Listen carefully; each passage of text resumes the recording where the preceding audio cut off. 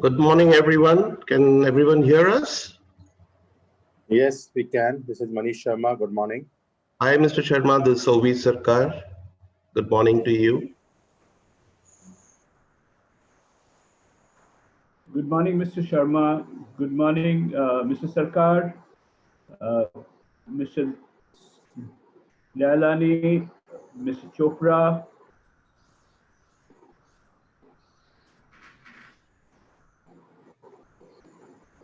Good morning, everybody. Good morning, everyone.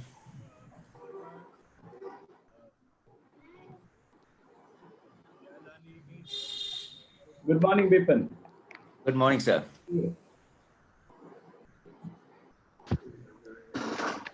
Okay. Very good morning to you, sir. I'm Commodore Nagpal, Cmde GSL. Good morning, Good, Mr. good morning, sir. Good morning, Good morning, sir. good morning. Good morning.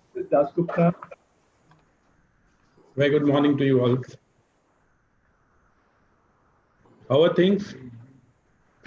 Good as they can be. Yeah. Okay. Yeah, wish they were better. Yeah.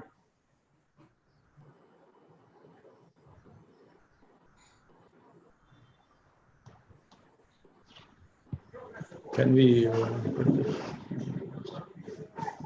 I'll let you. So what we put this and put this rostrum. Can we put this there?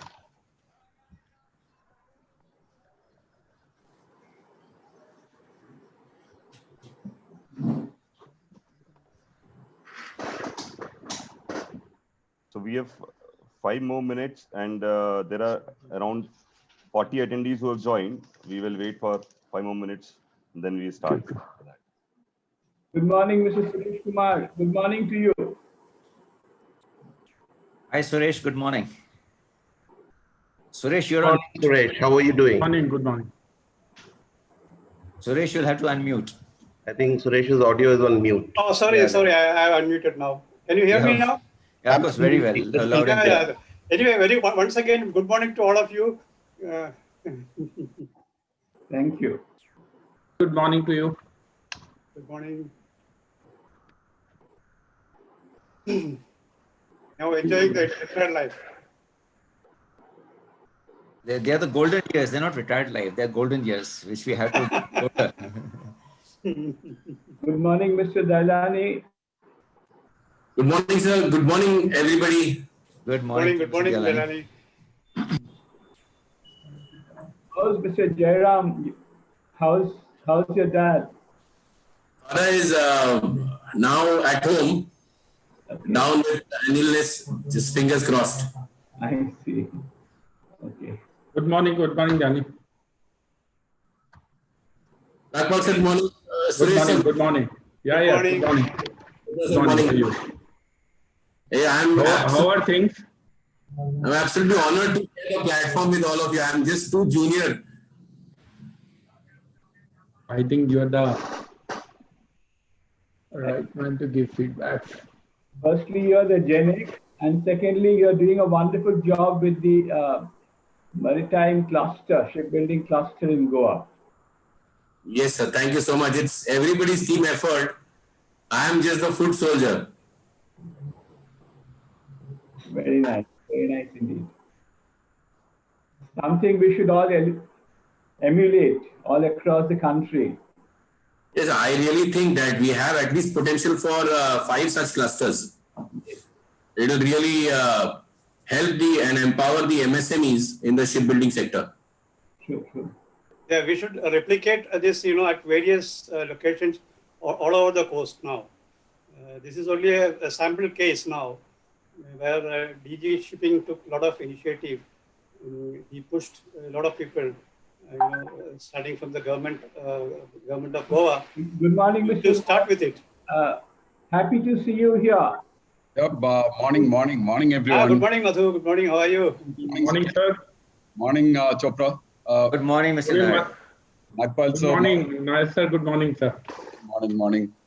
First of all, I think it's a naval architects getting together. I'm not sure whether it's very naval architects and shipbuilders getting together. Thanks for the forum. Thank you very much. I am attending the meeting after a very long time. Good morning, sir. Madhu sir, good morning. Morning, Suraj. Akshay ji, good morning. Mr. Manish, good morning.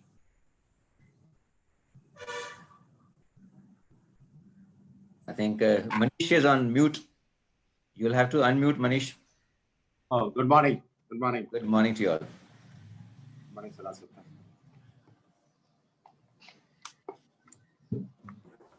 Good morning. Good morning. Good morning. Okay. Mr. Sarkar, are you available now? Yeah. Yes, I am available. Yes, great to see you. Good morning. Good morning. Good morning. Very good morning to everyone. How are you all doing? Good morning. Good morning, sir. Good morning, Madhu. Seeing you after a very long time. Congratulations for taking over CSL. Morning, Sarkar. All fine? Great to see you all. Very good, very good. Good morning, sir. Come on, Nagpal here. Very good morning to you. Very good morning to you, sir. Morning, sir. Morning. Morning, everyone.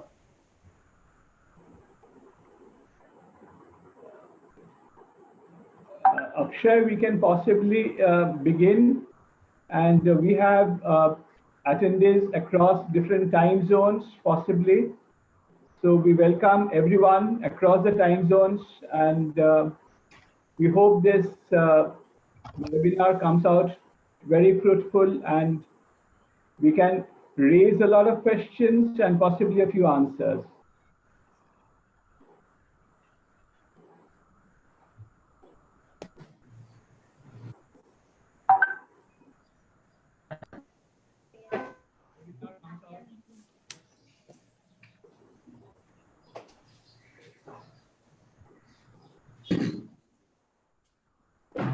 Right. So there are around 80 attendees who have joined in now, so we can start the session. So officially, I'll welcome everybody here for the webinar on the shipbuilding and shipyard post COVID-19 and AtmaNirbhar. I am Akshay Jain. I am General Secretary in INA. In the INA, we are currently having INA is national body based in Bombay. There are few chapters operating from Kolkata, Delhi, Chennai, Kochi, Goa, Vizag, and then few international chapters like Middle East, Southeast Asia, Far East, and Europe. I think I can see echo. Is there an echo or you are able to Yes, hear? there is an echo. There's an echo, right? So I think I will mute everybody. Can you mute everyone? Yeah.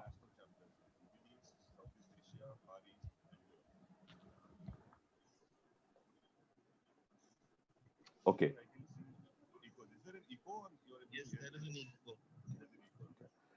Okay, now hopefully it will be okay. So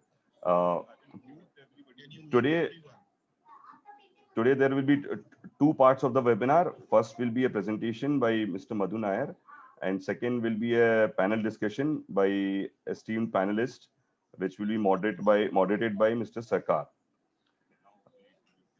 Okay. The first presentation will be by Mr. Madhu Nair. Mr. Madhu Nair is very well known in the industry, so it doesn't need introduction. But in very brief, he is the chairman and managing director of Cochin Shipyard. He is a naval architect from Cochin University and Masters in Engineering, Naval Architecture and Ocean Engineering from Osaka University, Japan. He has more than 32 years of professional experience with Cochin Shipyard. He was the main driver in forging alliances with international technology partners with the Cochin Shipyard, and also in getting international orders when he was heading the marketing division there.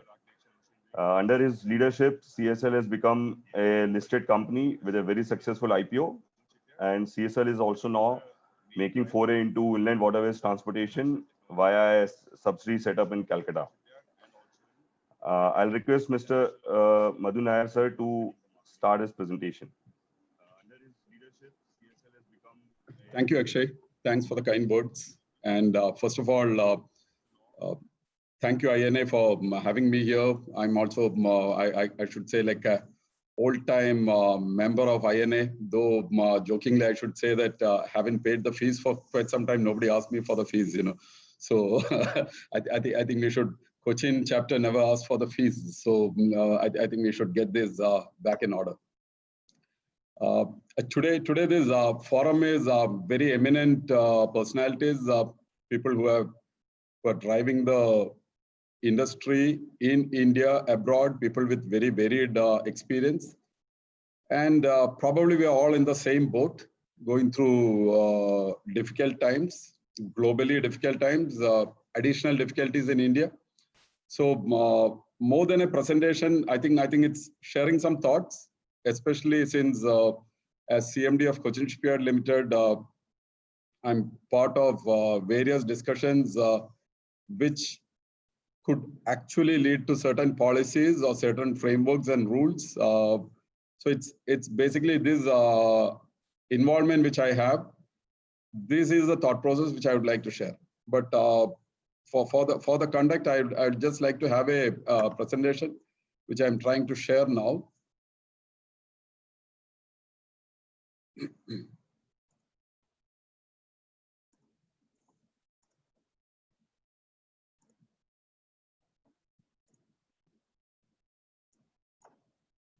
Can you see the screen?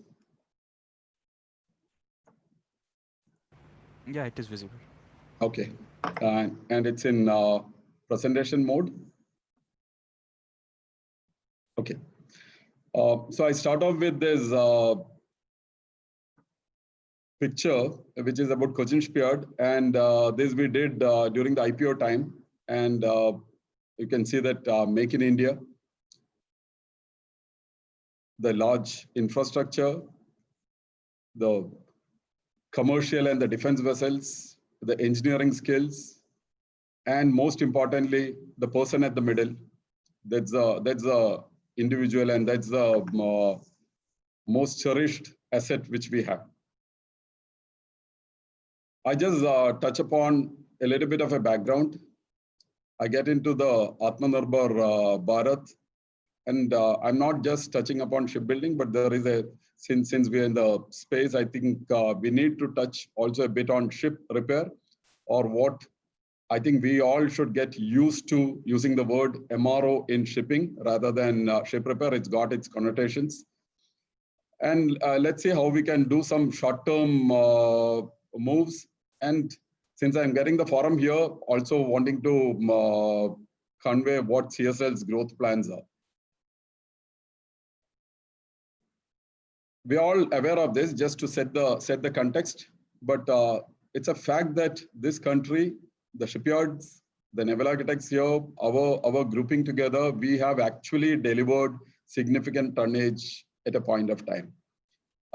It was a pleasure to see the Clarkson's reports at those points of time when at least a few shipyards, ABG, Bharati, Cochin, used to figure in once in a while in the top order books and the deliveries for certain types of vessels. But post 2008, Lehman collapse, shipping market going down, we got badly impacted. Some of our leading lights in the industry, prominently ABG and Bharati, faced difficult times. Reliance couldn't really, Pipava and then later Reliance could not really get the act together. And we are all aware of what has happened. So almost 40–50% of the yards have actually gone bad. And the balance, everyone included, I bring in including Cochin Shipyard, and I can see Commodore Nagpal. We all have our struggles of various types. But during this time, if you just for a minute look at what happened elsewhere in the world, strong global protectionist measures were rolled out. While competition gave them the reason to put in protectionist measures, and China went from 5 to 6% in late 90s to about 25 to 30 and even more these days. But let's be clear that there were strong restrictions. There were restrictions on importing of ships, high level of cabotage. There were financial assistance of varying types, and there was a very innovative subsidy for scrapping of old ships. And we are aware of this, but just to set the context, I would think we have about 20 to 22% cost competitiveness disadvantage today. And essentially, it's coming from three baskets. One is a higher material cost because we are still not an equipment-driven marine equipment country. There is this lower labor productivity. So essentially, while our per hour rates are still lower, we miss it out because of extremely low overall productivity. I'm not talking about the individual productivity, but overall, we don't get our act together. From automation to planning to getting your equipment in time to design errors to rework, we are all aware what it is. But at the end of the day, we could easily end up anywhere between 4 to 15 times, depending on the project and the shipyard, of what the best in class in the world would take. And on an average, probably we would be somewhere around 8 to 10 times. So 8 to 10 times, and then our labor multiplied by 8 to 10 times, this part is finished. The higher financing costs, because we still talk about interest rates of 8 to 13%. And if you somehow manage to get some funds from outside, if you are not earning in Forex, you want to hedge it, then this entire advantage is gone. So these three factors easily is coming to around 20 to 22%. So this is a status as of now. Just to elaborate, all these three countries which you are talking about, China, Korea, and Japan, all followed similar methods. Everybody has strong cabotage, strong financial support schemes, strong tax schemes within the country. So it is not that it just came in like that. They all had significant government support, regulatory support. And this is where the material costs come in, and this is a rough take. It should not be taken as exact figures, but an approximate take. So on the relative material costs, we could go anywhere from 85% onwards. On the labor productivity, that is killing, because we could actually be talking about $2 to $4 per man hour compared to $20 to $25 per man hour in the best countries. But at the end of the day, we get it out because of our productivity issues.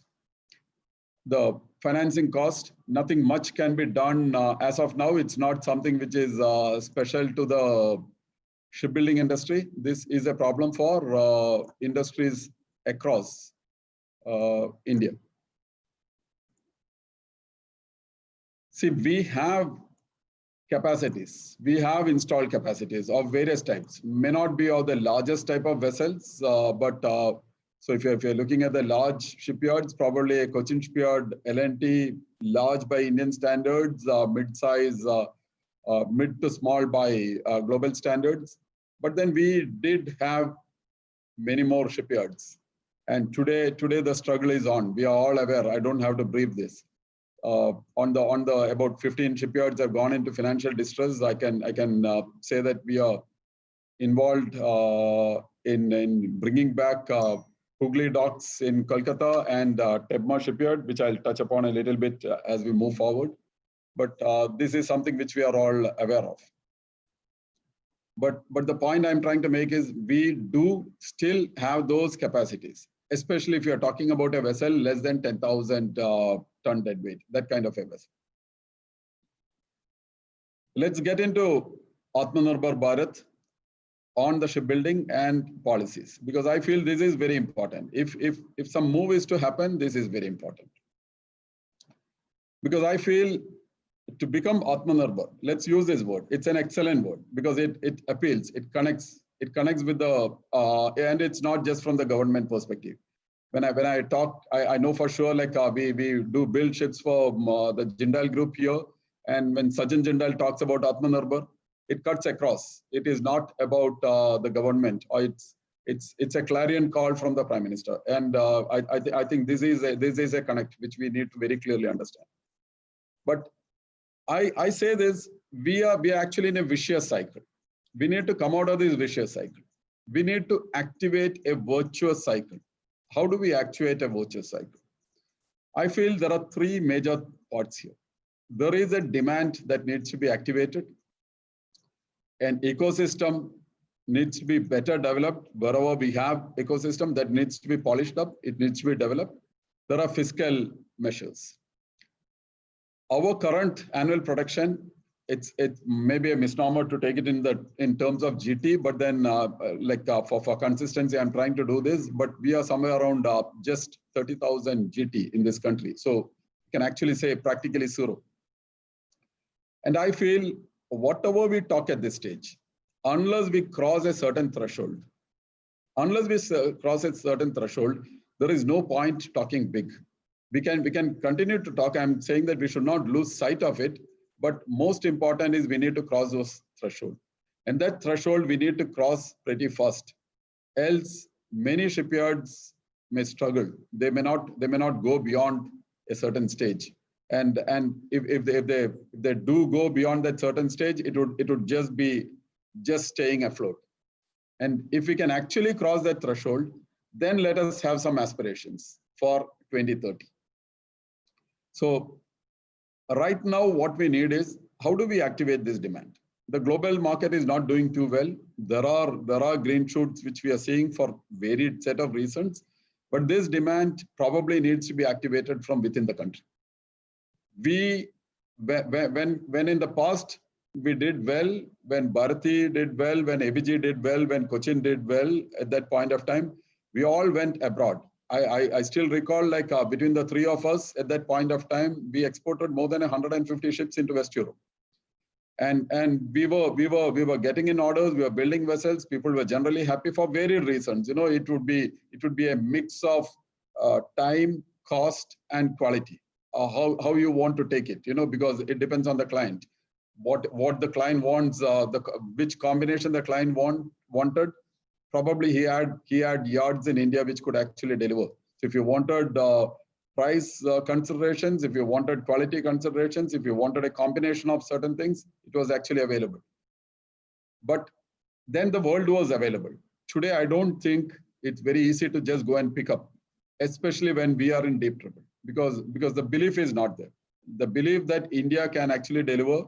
Nobody considers India as a shipbuilding place. There was a time when somebody was thinking offshore vessels, they would definitely talk to a few yards in India, but that is gone today. So we need to turn inward. We need to look at our country. We need to see how we can activate this demand from within the country. And what kind of vessels am I talking? I'm talking about vessels that can be readily built readily. The infrastructure, the capabilities, capacity is already available in the country, and at prices which are actually international. I'm not saying anything low. I'm talking at the same international price, maybe plus minus 5% levels. But at that level, with the present shipbuilding support scheme, the present shipbuilding support scheme is available. But I feel if we can look at vessels readily built, which can be readily built at international pricing, then probably we can activate this. And if we can activate this, AtmaNirbhar Bharat, I'm 100% sure, will also create impetus in the Indian ancillary industry space, in the equipment space. We can use that supply chain ecosystem and scale up. If we build for the country and build in what manner, I'll touch upon a little bit later. But if we can build for the country, if we can bring in what this country needs into spreading over the shipyards in the country, then I think we can move forward. I don't think we need any further additional support or large-scale policy initiatives to come in. When we look at countries which has done well, they went through all of this. They went through these four cardinal matters. End-to-end localization. Domestic cargo was shipped in domestic ships, and domestic shipping companies were incentivized and cajoled. It was a combination of two things to build in the Indian yard, in the domestic yards. There was a gradual disincentivization of old and imported vessels, because if we have to activate a demand, there must be a demand for vessels. There must be a demand for vessels. Today, this demand is 99% for old vessels, because Indian shipping has also not had it easy. Indian shipping has had its difficulties. Indian shipping, while we are shipbuilders, we want the ship owners to acquire new vessels. Let us also not forget for a minute that the Indian shipping is not just fighting the foreign ship owners, they are fighting road and rail.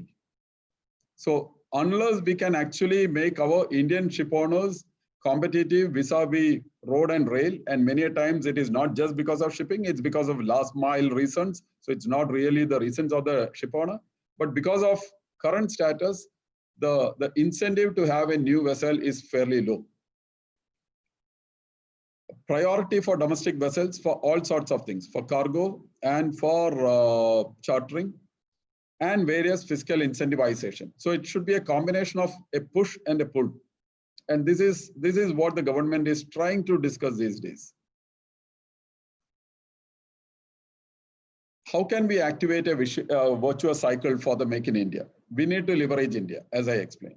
And what can we leverage? Let's for a minute be very practical. Let us not talk about the big things. Let's not talk about large vessels and what India should do and how we should go and compete against a China or a Japan or a Korea. Let us be very practical. Let's look at the coastal market. Let's look at the inland and the port market. We feel this, if we can actually channelize this, we feel there's about 11,000 crores of work that can come in over the next 4-5 years. 45,000 jobs can be delivered. And then these operational shipyards can actually deliver this tonnage. Everybody is capable of delivering this tonnage. So we could look at the coastal bulkers, the offshore supply vessels, the port crafts, the smaller dredgers and the tugs. Inland, all sorts of barges, ro-ro ferries, the inland cruisers and the small dredgers. This is a roadmap. We actually have these vessels. Today, the expectation is, if you look at this, there's about between coastal cargo, offshore supply feeders, port crafts and the smaller dredgers, and a lot of self-propelled and other type of barges or mini bulkers. The expectation is we will need, all going well, we'll need about 600 plus vessels in this country, which is about 11,000 crores plus. And this, if we can tap this, I'm not saying this is great, but if we can actually cultivate this and tap this, then the shipyards, then the likes of Shaft and Timblo and Vijay Marine and the waterways and Titagar, Cochin Shipyard, everyone, we have enough in this. We can actually pick from this. The XM and the large vessels, I leave it, but that is something that is to emerge. Let's look at some of the policies. So over the last 5 years, the government has actually put in certain policies. The financial assistance policy has been there. The grant of infrastructure status is there, but it's not helped matters. While we do have infrastructure status, not a single bank wants to fund towards a shipyard. The Make in India policy of 2017, which I feel is very, very important, especially to channelize the government orders into the space. And the most recent Pradhana Mantri's Matsya Sampada Yojana, which we have not yet seen. We are yet to see this. There is a significant activity it can do, at least to keep the smaller shipyards active for a few years. Today we are talking about what happened post-COVID. I'm actually bringing in this China standoff impact also. We had this beautiful policy of AtmaNirbhar Bharat coming in. See, somebody sitting in the government space, Commodore Nagpal would bear out, all government tenders below 200 crores can only be floated within the country now. So if somebody wants to acquire a small or 1 or 2 cutter section dredgers, he can't go outside. He will have to do this within the country. If somebody wants a few barges, especially in the government space, so I'm talking today, it's the government, but once this government space starts giving in something, we raise our quality levels, we raise our time frame levels, we instill confidence in the community. Why shouldn't they, today JSW is building with us, JSW is building in China, they're building with us. I'm 100% sure that if there was these possibilities and the options, they would have built all the vessels in the country.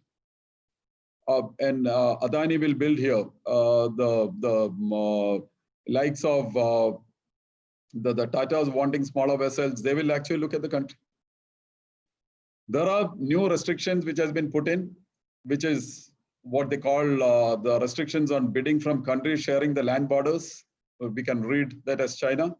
And this definitely is going to bring in more work into the country.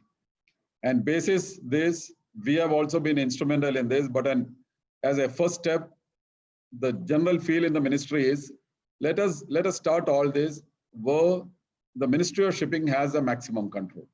So these are basically the vessels belonging to the ports, the vessels belonging to the PSUs within the ministry and the allied organization. The next step would be to go into vessels connected with Ministry of Petroleum. This model needs to be made robust. But the SOP for chartering procurement of tugs has been promulgated. And just to give a brief on this, henceforth, from a particular cutoff time, tugs will have to be built in India if they are to be procured or chartered by the Indian ports. Now, this is not a push on the tug owner. It is also an incentive because the ports will now hereafter come in with a minimum of a 7-year charter, and they will give time for the tug operators to position this vessel. So it's actually giving visibility into the space. So somebody can confidently go and buy a tug. He is assured to get a 7-year charter. This is the thought process. But the tug will have to be built in India, and it will have to be built according to an approved standard tug design, which we are also today involved in creating these tug designs, which would be available on the websites of the Association of Indian Ports, the Indian Ports Association, and any shipyard can actually go and if a port is directly buying this, I would presume it's a tender. If it's a private operator like Ocean Sparkle or somebody else want to get in this tug, they would be picking up and talking to one of the shipyards, a few shipyards, to move forward.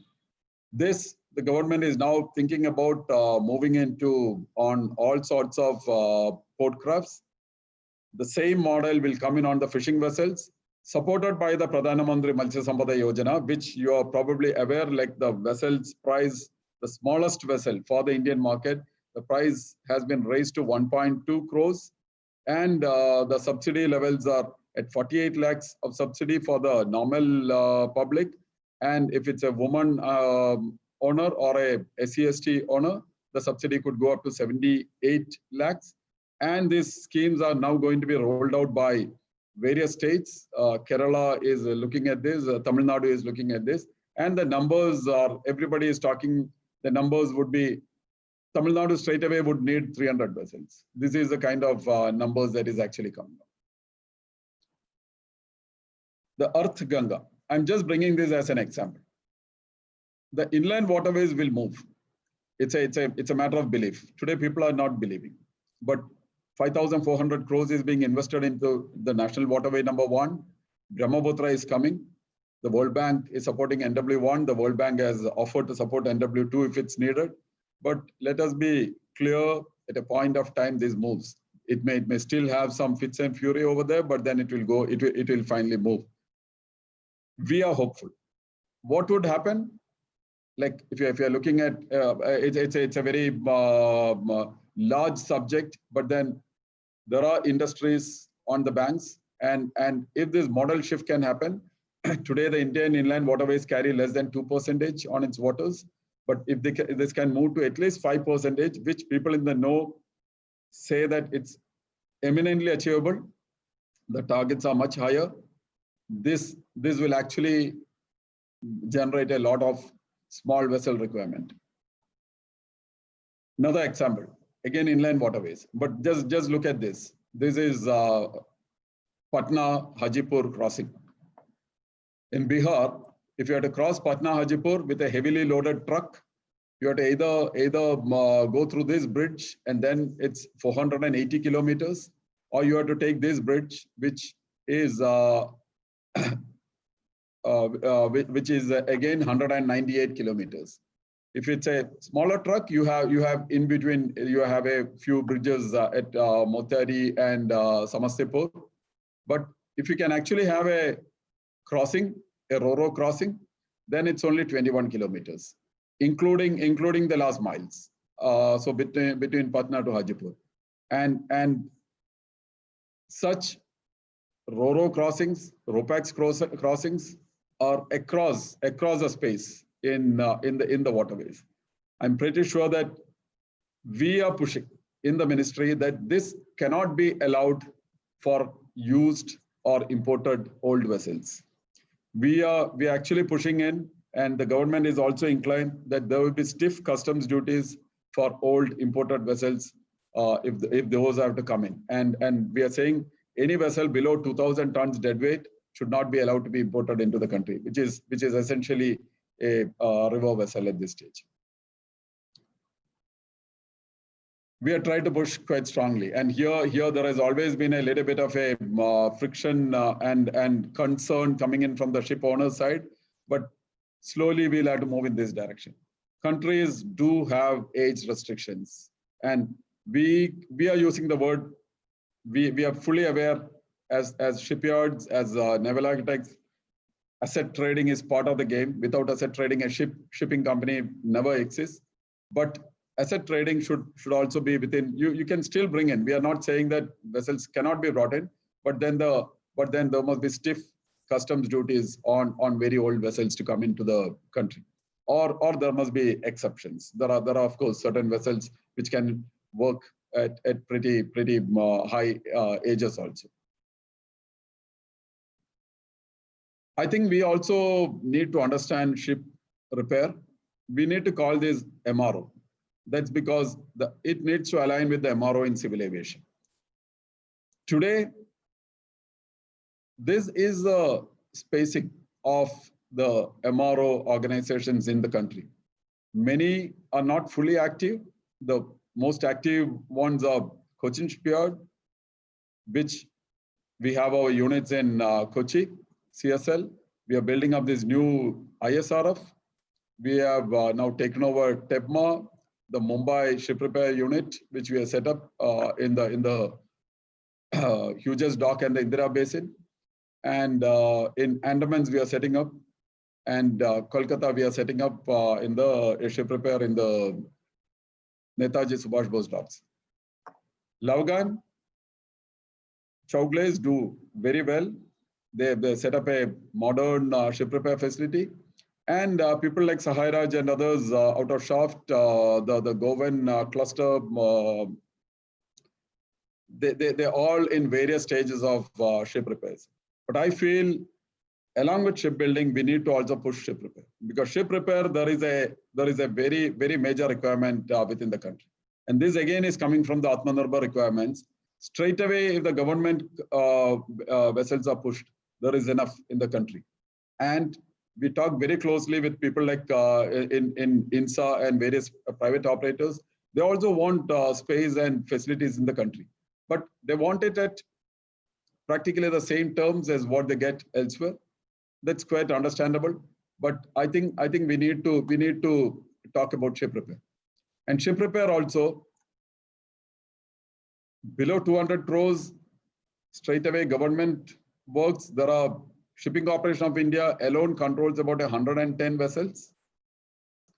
Dredging Corporation of India, though not today purely a government company, but still can be treated as quasi-government. All the entities under the Ministry of Fisheries, the various other ministries, our studies say that there is approximately a 20,000 crore work in the next 5 years, which translates into about 3,700 to 4,000 crores. Today, Cochin Shipyard, we have the best we have done is 850 crores in a year. And with all of our new setup, we would expect to go to 1,000, 1,200 crores within the next few years. But still, there's a lot remaining over there, and there's no space. It's only Chowglaze which is doing very active.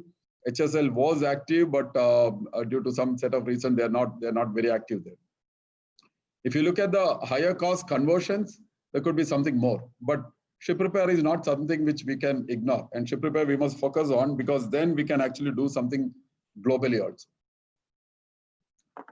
Again, we have our information here. I'm not getting into the detail, but what I said, about 3,500 to 4,000 crores per year of ship repair can actually be brought in. And what are we talking here?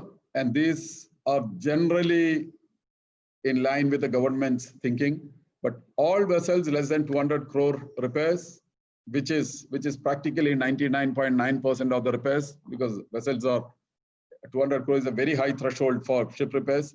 So these must be under the AtmaNirbhar Bharat requirement. So all government work should actually happen within the country. So we are actually pushing them. But today, how do you push a shipping corporation of India to do it? They can't, because they don't have the slots in the country.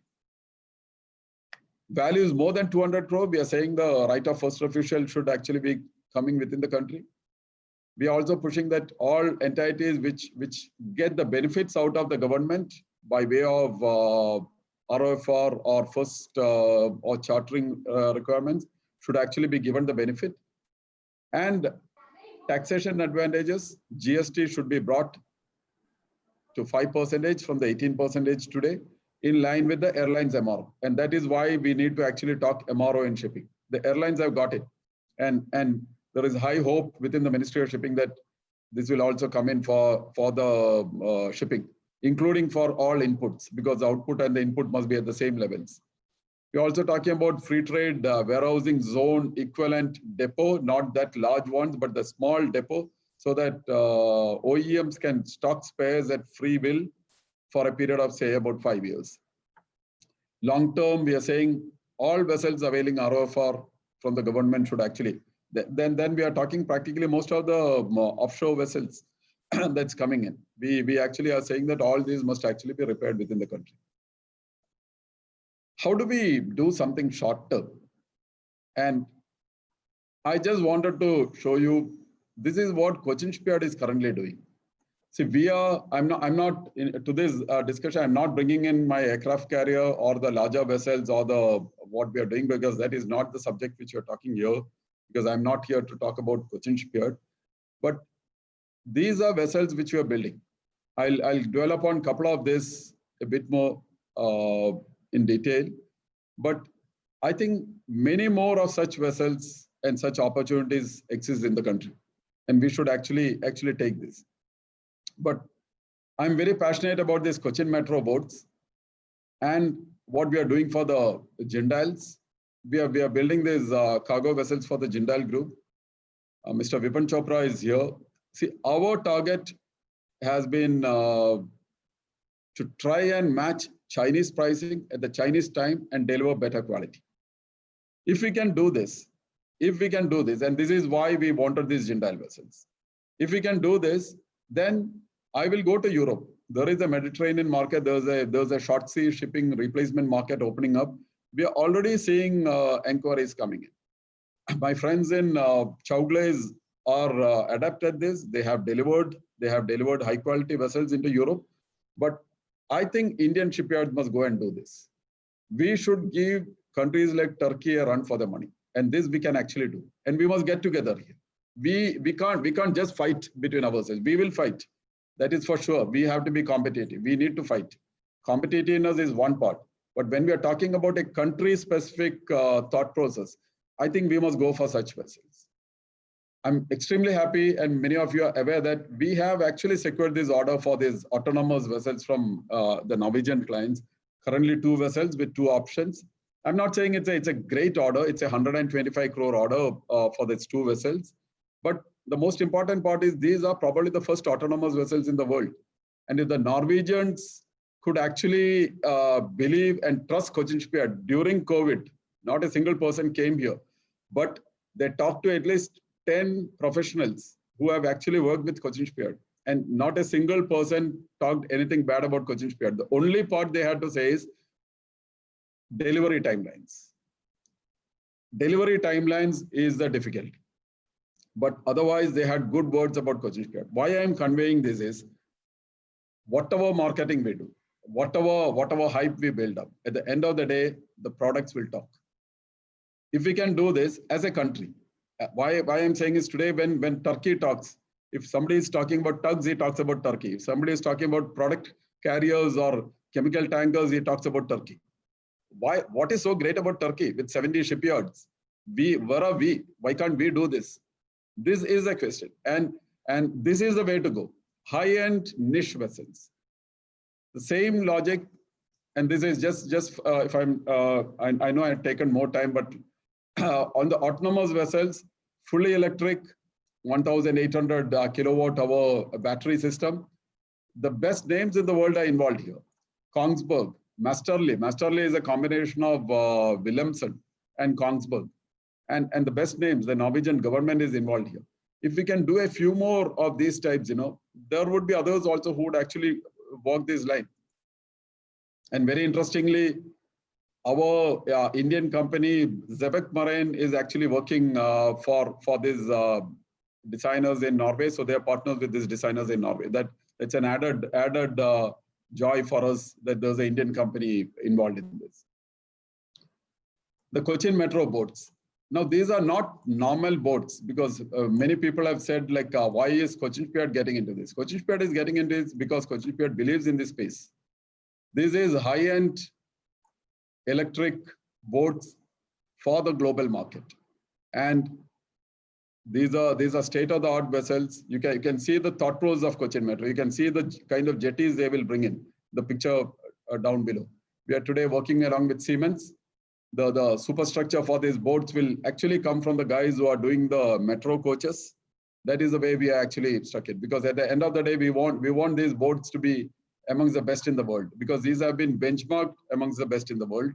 They have been designed not just by us, by Cochin Metro in that direction.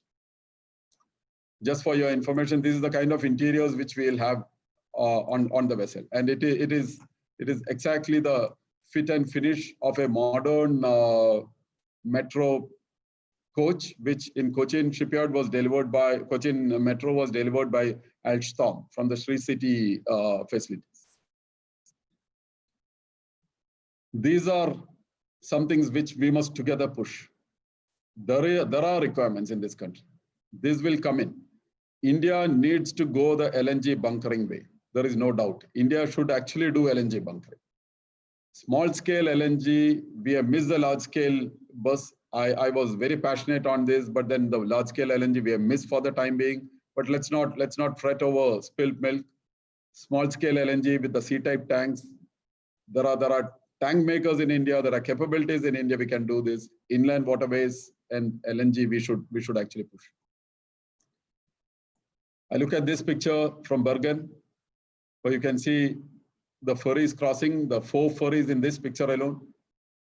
Can't Mumbai of 2030 be this way on the East Coast and the West Coast? The Thana Municipal Corporation is working towards it, but these are not ordinary boats. These needs to be, because one single incident and then this whole space is gone. So this is not for the low-end work. This is actually for the high-end work. But in essence, I feel when we are talking about tapping the Indian market and building for the country, we need to be very clear. What we build for the country must be exactly the same as what we build for the world.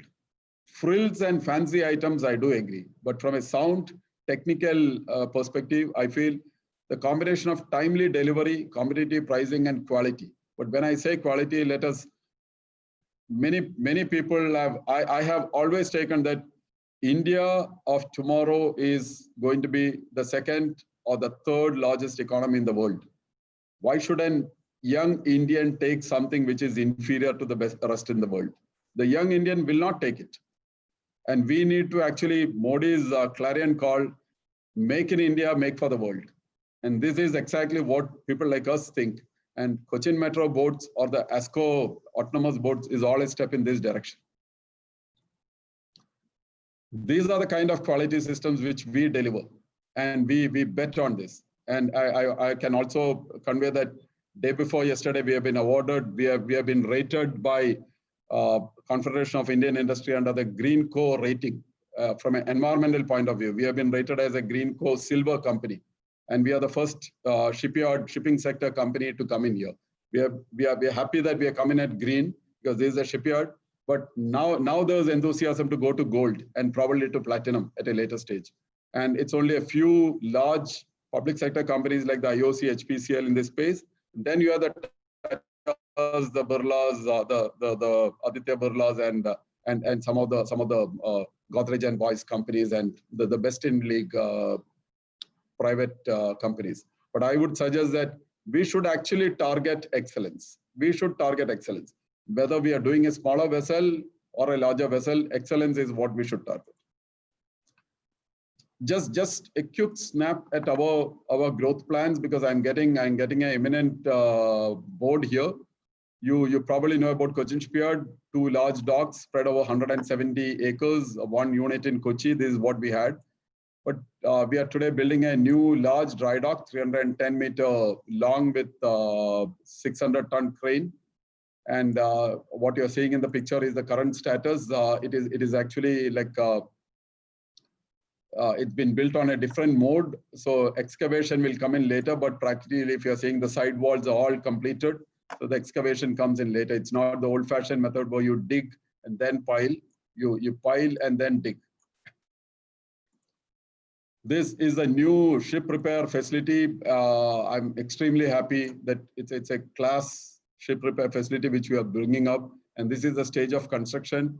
It's I'm building up water berth space of almost 1.5 kilometers.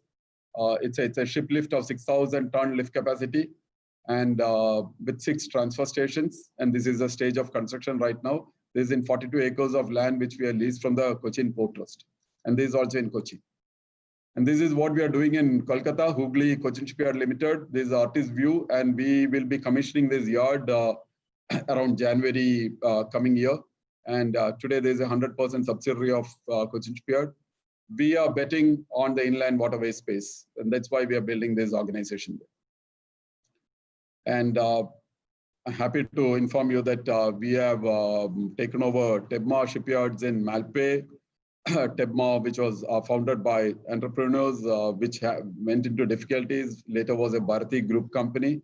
And then again, because of financial difficulties faced by Bharati, it went into the NCLT. So under the IBC process, we have taken over this. We are initial thought process is to get in with fishing vessels for India, for the world, from this facility. And today, I use the word, we are embracing the Indian Peninsula. We are happy. We work in partnerships. We like teaming up, and we like teaming up for the future. So from Cochin Shipyard, I say thanks, and we'll all work together. But let's always, while we have to retain our fierce competitiveness, we need to fight. We need to fend for ourselves, but we can also work closely for the country together. And I leave you with this thank you picture, because this is not a vessel built by us. This is a vessel built by Tebma Shipyards. One of the best vessels ever built from this country. It's a geotechnical survey vessel for the Fugro Group, one of the best in the world. And since today we are also part of Tebma, we were always part of Tebma. But I just leave you with this picture. And thanks again for this opportunity. Sorry for taking a little bit more time, but that's what happens when you get into this kind of discussions, and when you have a audience as knowledgeable as what I'm having right now. Thank you very much. Thank you, Mr. Nair, sir. Thanks for a great presentation and enlightening us with what are the different activities happening across India for the construction and what is the need. So there are several questions on the question answer session, and since we have another 5 minutes, so I will, if you allow me, I will read through the questions and can you take the question, sir? Yep. Okay. So one question is from Dr. Govinda Sinha from Singapore. For AtmaNirbhar to get the more orders on new shipbuilding, even on the smaller size, Indian shipyards need to enhance the infrastructure as well. So what is the plan on that? See, I think there's really this is that vicious cycle I'm saying. This is the chicken and egg situation. Because without orders, see, for example, if I talk to my friend Suraj, he is ready. He is ready to enhance his infrastructure. He has something which can do a certain type of work. But if he has to go to the next level, he needs some sort of an assurance that this is going to come. So this is a catch. I think we need to handle whatever we can chew right now in the best possible manner. So if somebody can get in, let's say a fleet of a few inland waterways vessels, or I'm saying like tugs now. Tugs will come. It's for sure. I'm 100% sure there will be 5-6 tug requirements every year in the country. So if somebody, a shipyard can take 2 of those tugs and deliver it well in quality, then their status is much better. The financial position is much better. The confidence is much better. Then they can take the next step. I don't think there is any easy method here, but you'll have to do that smaller ones, whatever comes your way. And my only suggestion is please don't. I may be able to do certain things for the government at a particular price levels. That is because we can with our size and scale. As of today, I'm not saying I'm doing great. I can push for example, the fishing vessels. I'm doing that just to open up a market, and I have opened up the market. But smaller yards which has got financial stress, please don't do that. But I think we'll have to take it one step at a time. Right, sir. Thank you. So there are few questions and inputs which we have received from Mr. Ramesh Shingal of iMaritime. So I will just ask him to speak up and speak the questions. Mr. Shingal, you can unmute yourself and speak. Yeah. Okay. Can you hear me? Yes, we can hear you. See, one of the reason globally, any industry which is given protection tends to become non-competitive, both in the domestic market as well as in the global market. I have been sort of studying as a research student shipping and shipbuilding for last 75 years or 73 years since independence, or even pre-independence. Many of the shipyards like Mazagon Docks, they were Scindia,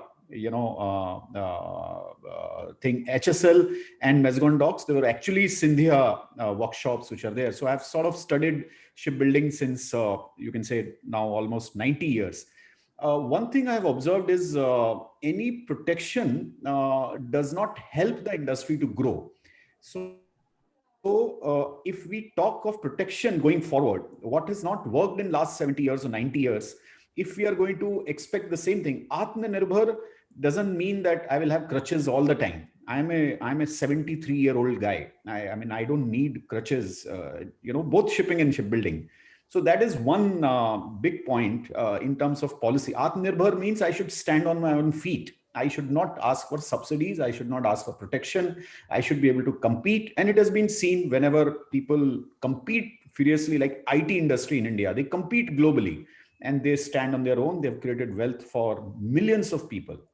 That is point number one. Second, the solution of that, in my view, is focusing on innovative product categories like autonomous, electric ship, which can be made linked to the software. We can make the most advanced digital ships, where we harness our software expertise and make these ships. There is a concept of transport as a service. So we can convert shipping as a service. So we not only build ships, we maintain them digitally, we operate them and create the lowest cost shipping as a service globally.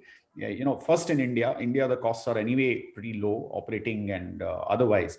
So if we work on the innovation rather than protection, I think industry will have a future. Otherwise, we will keep bargaining more and more protection, and it's not going to make us competitive.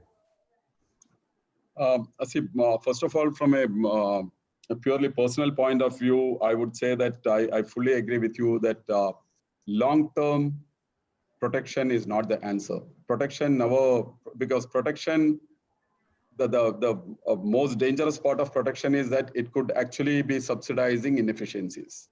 So that is for sure. But it's like a child.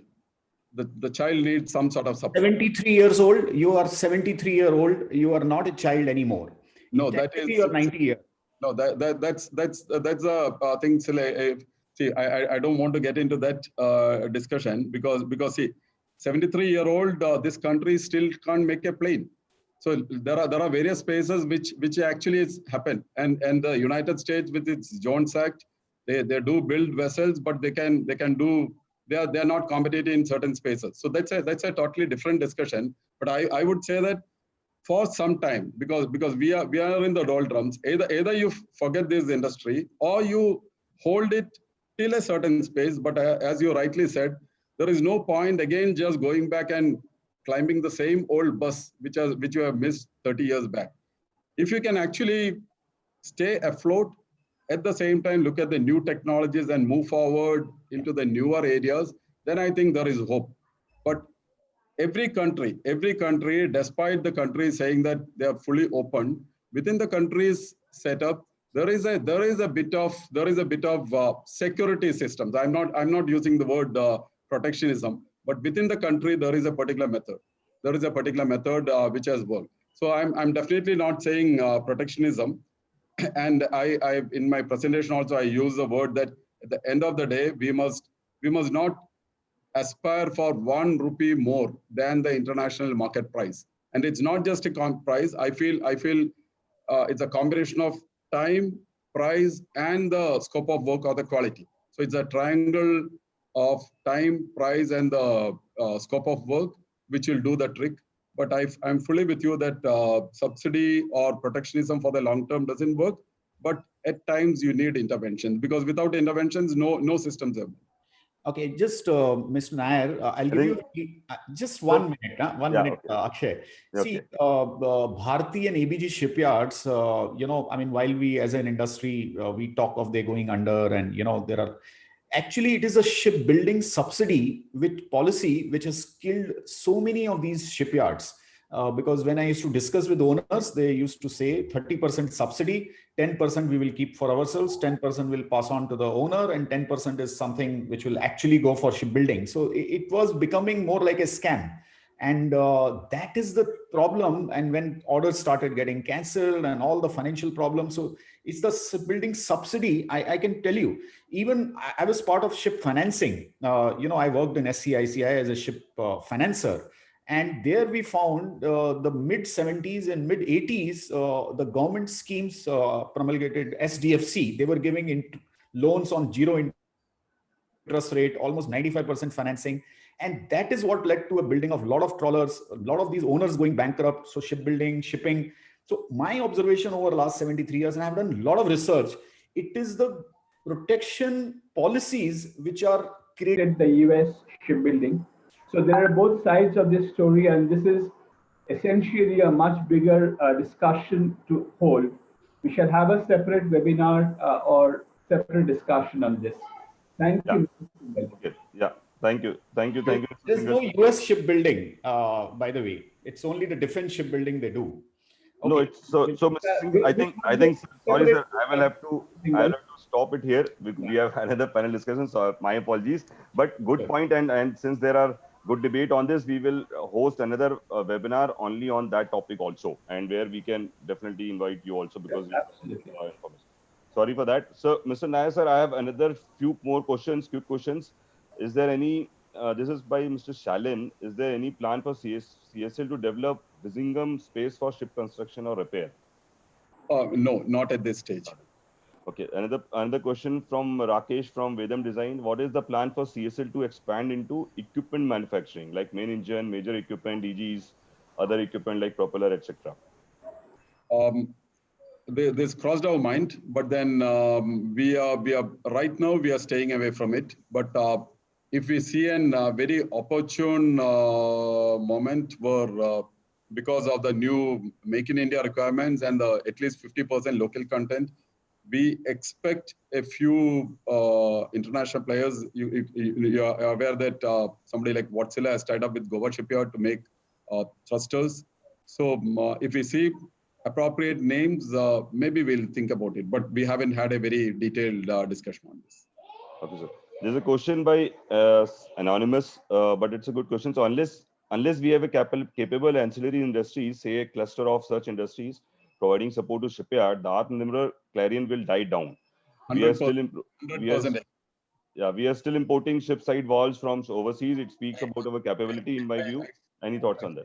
Fully agree on this. In fact, see the vessel which we are today building for JSW, the mini bulk carrier, 8,000 deadweight. I'm trying to cost this and build this up with an all Indian product line, if possible. Including an MAN engine from Aurangabad. So we are trying to see whether, because at the end of the day, this country will move forward only if we get all design, all equipment, everything from within the country. Otherwise, we won't move forward. Maybe a few could come outside because of reasons, but otherwise, largely it should be within the country. Right. Okay. So there is a Mr. Ashok Chogle wants to make a comment on ship finance. I will just add him in. Good morning, sir. You can unmute yours. Yeah, please. Good morning. I hope you can hear me. Yes. I think Mr. Nair made a very good point about coastal shipping.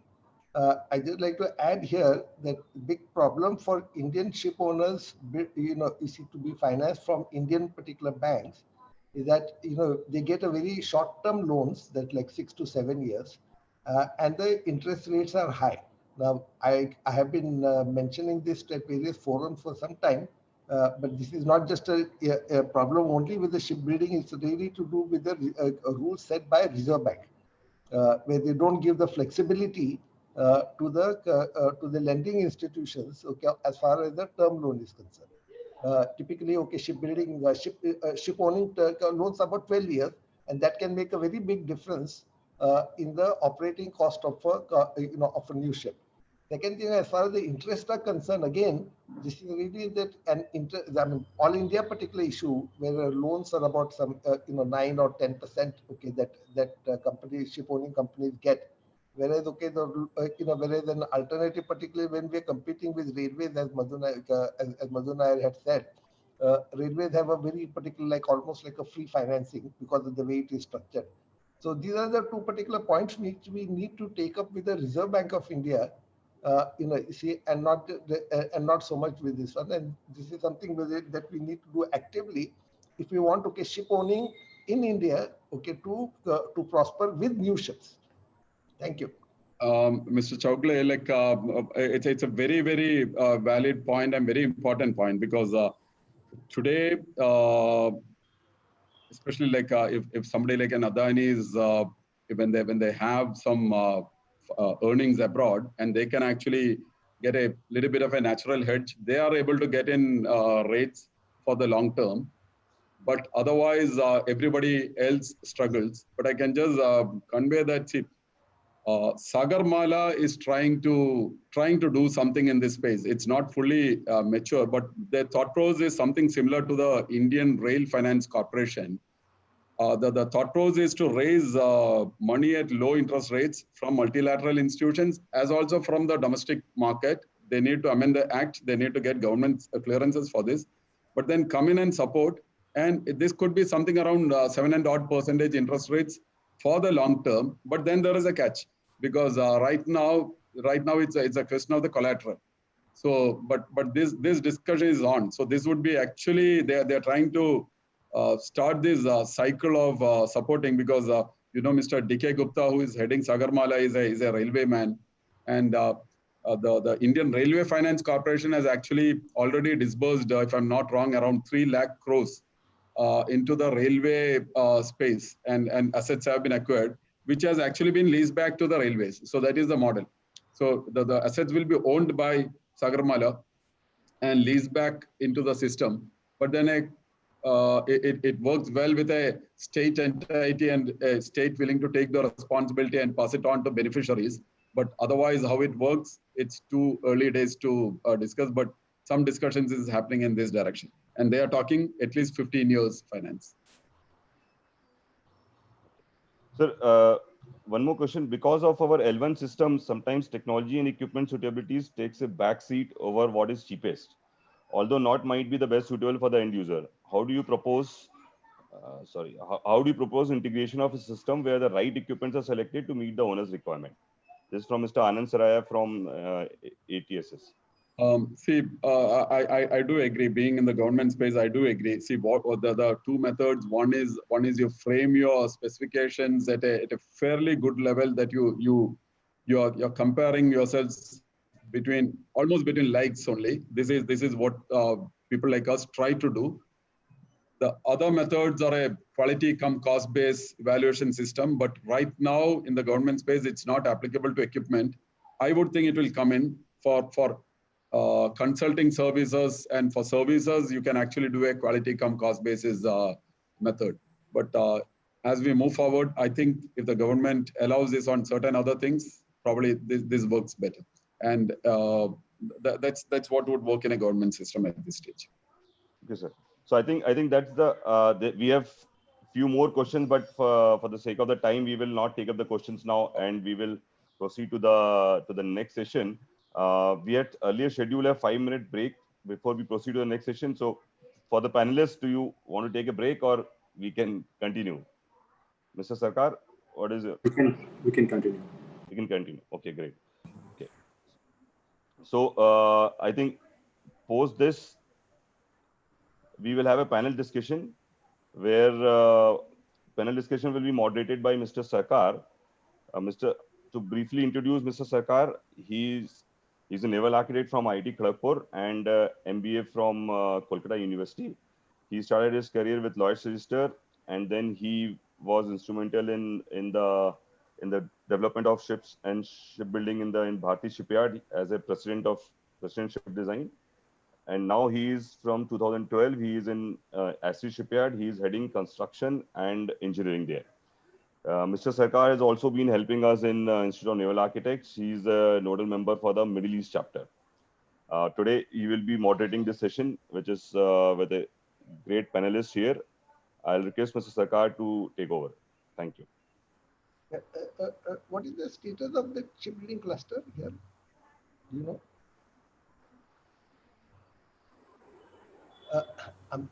I'm sorry. Sorry? Yes, Mr. Sarkar, you can. Okay. Good morning, good evening, everyone. Many of you are in different parts of the world. Welcome to this panel discussion on shipbuilding and shipyard prospects in India post COVID-19 and AtmaNirbhar Bharat initiative. As Akshay said, I'm based in Bahrain after spending many years with Indian shipyards. First part of it is the COVID-19. Like other industries, shipyards are not isolated from COVID-19, which has changed the world by which businesses are run. However, it has come to light that such an employment generating industry, which multiplies GDP many times for a country, has still operated reasonably under the pandemic, unlike many other subsectors which have really suffered. I think the importance of this industry will be felt tremendously post-COVID-19. Having participated in shipbuilding in India during the first decade of this century, which Madhu rightly said that we really delivered vessels all over the world, all over Europe. We have done sophisticated vessels for all sectors, be it naval vessels, cargo vessels, offshore vessels, or vessels for the port sector. Unfortunately, the financial crisis of 2008-9 affected some of our premier private shipyards. But we have proved beyond doubt that we have the talent and capability of the industry. The industry has got the talent and the capability, there's no doubt about it. The government of India has also realized the potential of shipyards and shipbuilding and is constantly creating a solid foundation for more opportunities for shipping. We had the amendments to the MS Act in terms of coastal vessel rule notifications, the National Waterways Act, various incentives for coastal cargo movements, Sagarmala, and now the Maritime Vision of 2030. With all these changes in the way shipping is carried and various financial incentives being announced under the AtmaNirbhar Bharat Abhiyan, there's no better time to have this panel discussion. To discuss all this, we cannot have a more eminent panel in the form of Dr. Prakash Shah. Dr. Shah is a professor of naval architecture at IIT Kharagpur. He has been the head of department, he's been a dean, and teaches a wide variety of subjects at the institute. He is involved in a number of projects with the government, Navy, and shipyards. He has been entrusted by the Sagarpala cell of Ministry of Shipping and IIT Kharagpur with the Center of Inland and Coastal Maritime Technology at Kharagpur. Professor Shah will give us an insight on what's happening with some of the working groups of the Maritime Vision 2030. Mr. Suresh Kumar, once again a naval architect from India's premier CUSAT in Cochin. He's the first and only ship surveyor, if I know of, to the Government of India. He has been with Mazgon Docks before joining the Director General of Shipping and has been a part of several distinguished panels and technical committees of IMO. He was chaired technical committees on inland water shipping and coastal shipping, and he'll give us an insight on amendments to various merchant shipping acts, rules, and regulations. Mr. Vipon Chopra is a marine engineer and has been actively associated with shipping for the last 50 years. He has overseen shipbuilding in various shipyards out of India for foreign owners. He is presently involved with JSW Steel, who have taken delivery of mini bulk carriers for coastal movements of cargo. We just heard about it from Mr. Nair. They have built vessels in China and India and intend to build several more vessels. Mr. Chopra will provide us a perspective from shipping. Commodore Nagpal is from IIT Delhi and Naval War College, St. Petersburg. He is presently Chairman Managing Director of Goa Shipyard. After a distinguished service with the Indian Navy, we'll pick his expertise in building naval ships. He is involved with construction of 2 missile frigates under collaboration with Russia, and will give us an insight on many topics: Navy, naval shipbuilding, infrastructure modernization, and CSR initiatives, which is so important post-COVID times. We have Mr. Suraj Dialani, who is one of India's leading budding entrepreneurs, I should say. He's a business head of Vijay Marine, which has been awarded as Best Small Sector Shipyard and a shipyard with quickest build time. He has delivered a fabulous record of 100 vessels in the last 10 years. He's also the Chairman Managing Director of the Konkan Maritime Cluster, which brings together ship designers, shipbuilders, auxiliary industries of 81 MSME units. It's India's first maritime cluster under the Government of India, moved to develop a common facility center for improving the competitiveness of shipbuilding, ship repair industries. We'll have Mr. Dialani's insight on small, medium-sized shipbuilding and ancillary industry development. Mr. Manish Sharma is a partner with PwC, PricewaterhouseCoopers, India, and leads the capital project and infrastructure practice. He works on sectors such as transport and logistics, including shipbuilding, ports, shipping. His area of expertise covers policy and regulatory advice, sector reform and planning, economic and financial analysis, performance improvement, business planning, transactions, and PPP. Besides India, he's undertaken consulting assignments in various other countries in the region and outside. We'll get Mr. Sharma's perspective from financial incentives available to shipyards, the financial strengths a shipyard should have to cater to this market, and various upcoming programs which he thinks can fill up the industry post-COVID-19 and AtmaNirbhar Bharat. We'll start the panel discussion in the same order. First, the government policy, the policymakers who create the framework.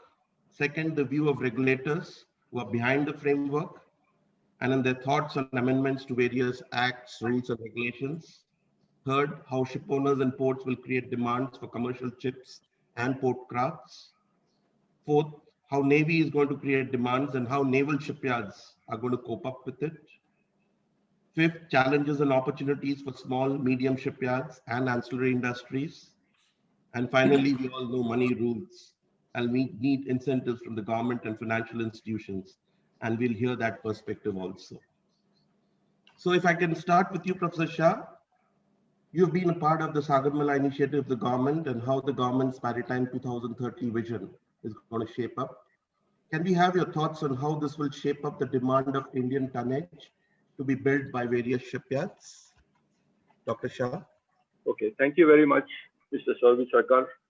Thanks very much to Indian Naval Architecture Institution, our Institution of Naval Architects, both Mr. Jyotishman Dasgupta and Mr. Akshay Jain, for giving me this opportunity. Now, I would make a small couple of slides presentation. Maybe that will start off the discussion in this particular area. Yes, I have been a part of the IWAI in their various projects as consultant or as the so-called academic partner in providing them inputs. But at IIT Kharagpur, we have also been partnering various shipyards, including Cochin Shipyard, and Mr. Madhu Nair is there, Shop Shipyard, Garden Ridge Shipbuilders in particular, in providing various, and Goa Shipyard too, in providing various inputs, both from academic point of view and also from technical point of view, in whatever little manner we can help support the Indian shipbuilding industry. What I will do is I'll share the screen. I was not very sure of how the nature of presentation will go. So there is a small presentation, but I would like to mention a few things as I go along. Okay, can I share the screen now, Mr. Sauvir? Yeah, you can, definitely. But okay.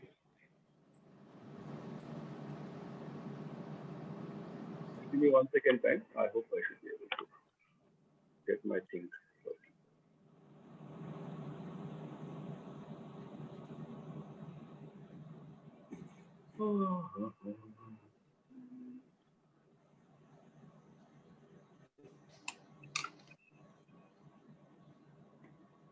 Yeah, I'll be quick on this matter. First of all, let me thank Government of India, Ministry of Shipping, and particularly the Sagarmala cell for agreeing to set up a Center for Inland and Coastal Maritime Technology at IIT Kharagpur. And this is being set up under the aegis of the Department of Ocean Engineering and Naval Architecture, as it is called now.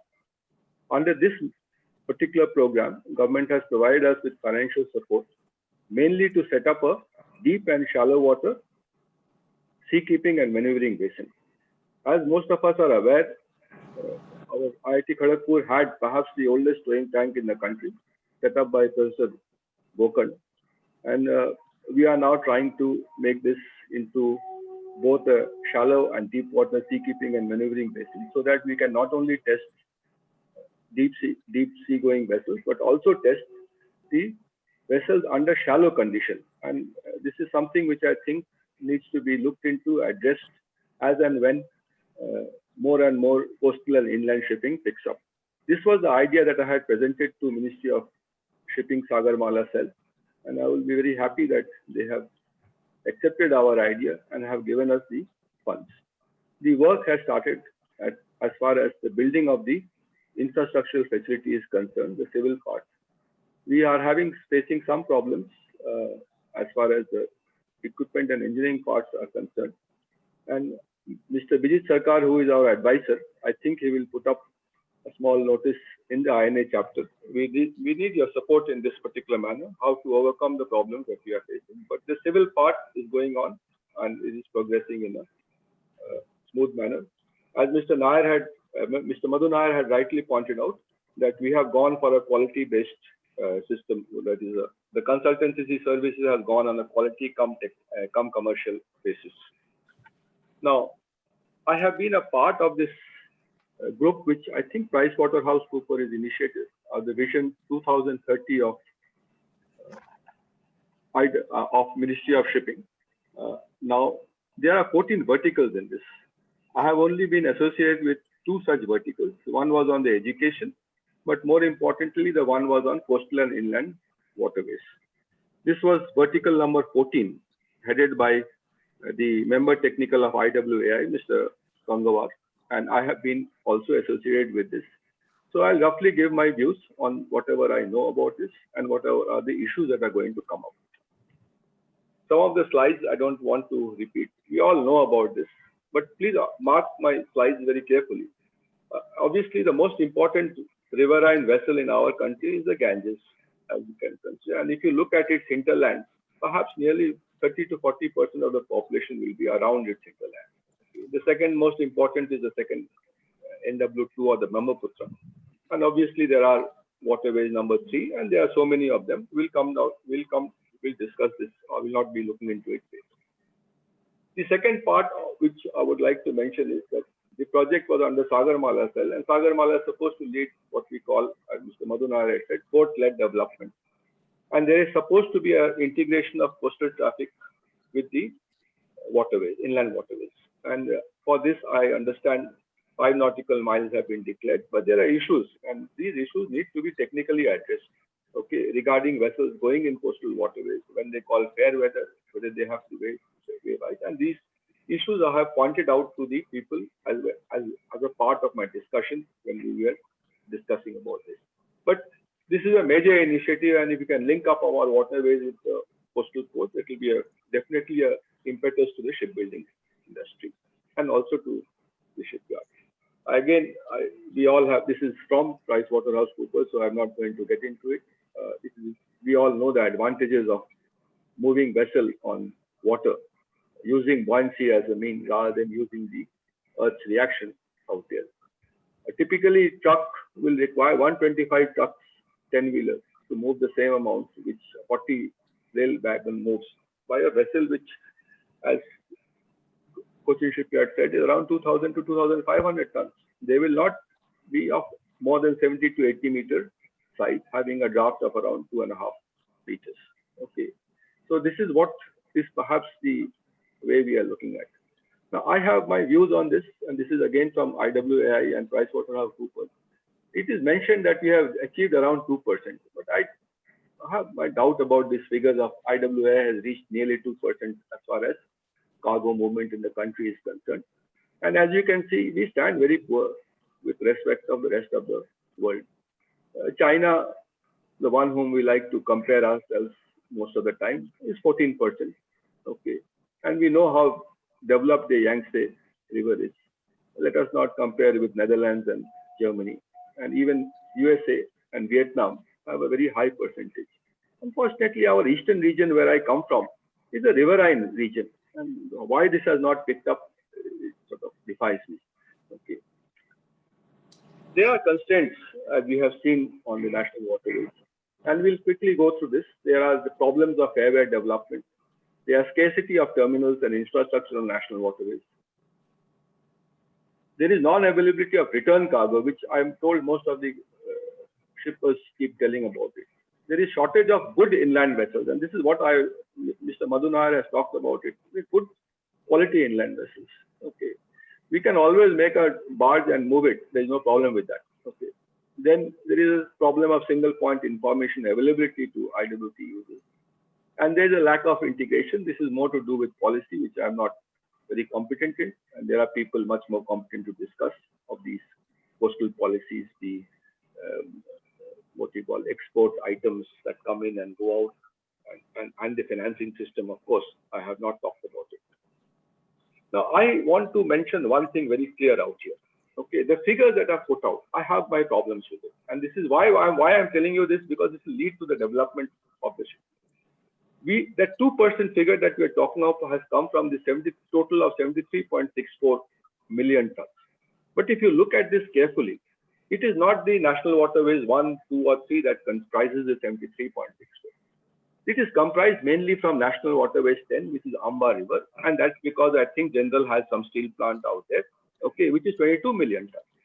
And then there is this in Hazira, the Tapi River, where all the L&T or Reliance have their units out there, and that comprises of 30.91. But see, the figure is not given in nautical miles tons. It is only given in million tons, and therefore it gives a very deceptive figure. And whereas if you look at the National Waterways 1, which is hardly 9, the National Waterways 2 is 0.4, and 0.3 the Cochin 1 or the Kerala 1 is 0.55. And again, the items that are being transported, if you look carefully at National Waterways 1, it is the Bangladesh cargo that seems to be the one that is dominating, which is again a very unfortunate thing. So the 73.64 is not what we are looking at. Now, would you be too many slides more, because we have the just couple more. Okay, I'll just go with it. Just couple more. Just give me the time, you know. Yeah, I will be quickly going over it. Okay, the National Waterway 1, for example, is the one that we are looking at, and this has been discussed out here. Okay, Now, this is what IWA is telling us, that we will have this draft. And this is the most important thing, that whether we have these drafts or not, that from Haldia to Farakka, from Farakka to Bar, which is in Bihar. Okay. Now, this, I am told that the Farakka to Bar, the dredging has gone to the what we call Adani, and they are supposed to do the dredging. The government of India and the Jalmarg Vikas project funded by World Bank and government of India has set up 3 multimodal terminals. On paper, the Varanasi terminal has been commissioned, built by, I think, Afghans. The Sahibganj terminal, which is being built by L&T, it has been inaugurated, and the Haldia terminal are there. Then there are intermodal terminals at Kalughat, Kalughat and Ghazipur. Okay, a new navigation lock is coming up at Farakka. These are all to help. And then there is supposed to be an integrated vessel repair facility at Daighat and Sahibganj. Okay, these are proposed hopefully to help. Then there are Ro-Ro terminals that are supposed to come up. Okay, and I have mentioned the places. And then there are ferry terminals which have been designed by a group called Thomson Design Group from Boston, MIT. In fact, they are the people who have come up with 6 cities should have ferry terminals. Okay, Ro-Ro terminals have been proposed with 4 additional values. And then finally, they have some design of vessels have been proposed by the measures DST from Duisburg, Germany, which are suited for mainly National Waterway 1, that is from our Haldia 2. Professor Shah, we will have to, actually it's a panel discussion, so we'll have to... I'm think with it, that's it. This is my last, as soon as possible, because we're trying to have a panel discussion. So I just thought that first speaker to be submitted. But my major concern, I'll tell you, the thing that has come up is that there is now an Indo-Bangladesh protocol that has been signed, and seems to be a lot of potential if we move our cargo using the combination of both inland and other vessels. So this is what I can see as far as the vertical is concerned. There are issues out here in this, but of late, they have been, if you look at this figure carefully, they have also been trying to open up the Jangipur lock, which had been built when the Farakka lock was being built. Okay, that is the way to get into it. So this is all. I'll stop here. Okay, thank you very much. Just to give you a perspective of IWA. We'll have a second round also for you, so we can always put in your thoughts. I will come back. Thank you very much. Thank you. I'll stop my presentation. Don't worry. Yeah, please. Just to continue, just to tell all panelists that, we are not really having a presentation out here. It's a panel discussion, and we'll restrict people to about 3 minutes if possible. We'll have a second round also if someone has missed out something. And then, of course, we'll have the question and answers when things will be open to all of you. Coming back to the next logical thing is regulations. Mr. Suresh Kumar, you've been a part of successfully moving many IMO resolutions and setting the regulatory framework to promote shipping and shipbuilding. Could you give us an insight on forthcoming changes we may expect in terms of merchant shipping acts or regulations to fill up the shipbuilding demand? Mr. Suresh Kumar. Thank you, Sauvir. Good morning to all the distinguished panelists and the participants.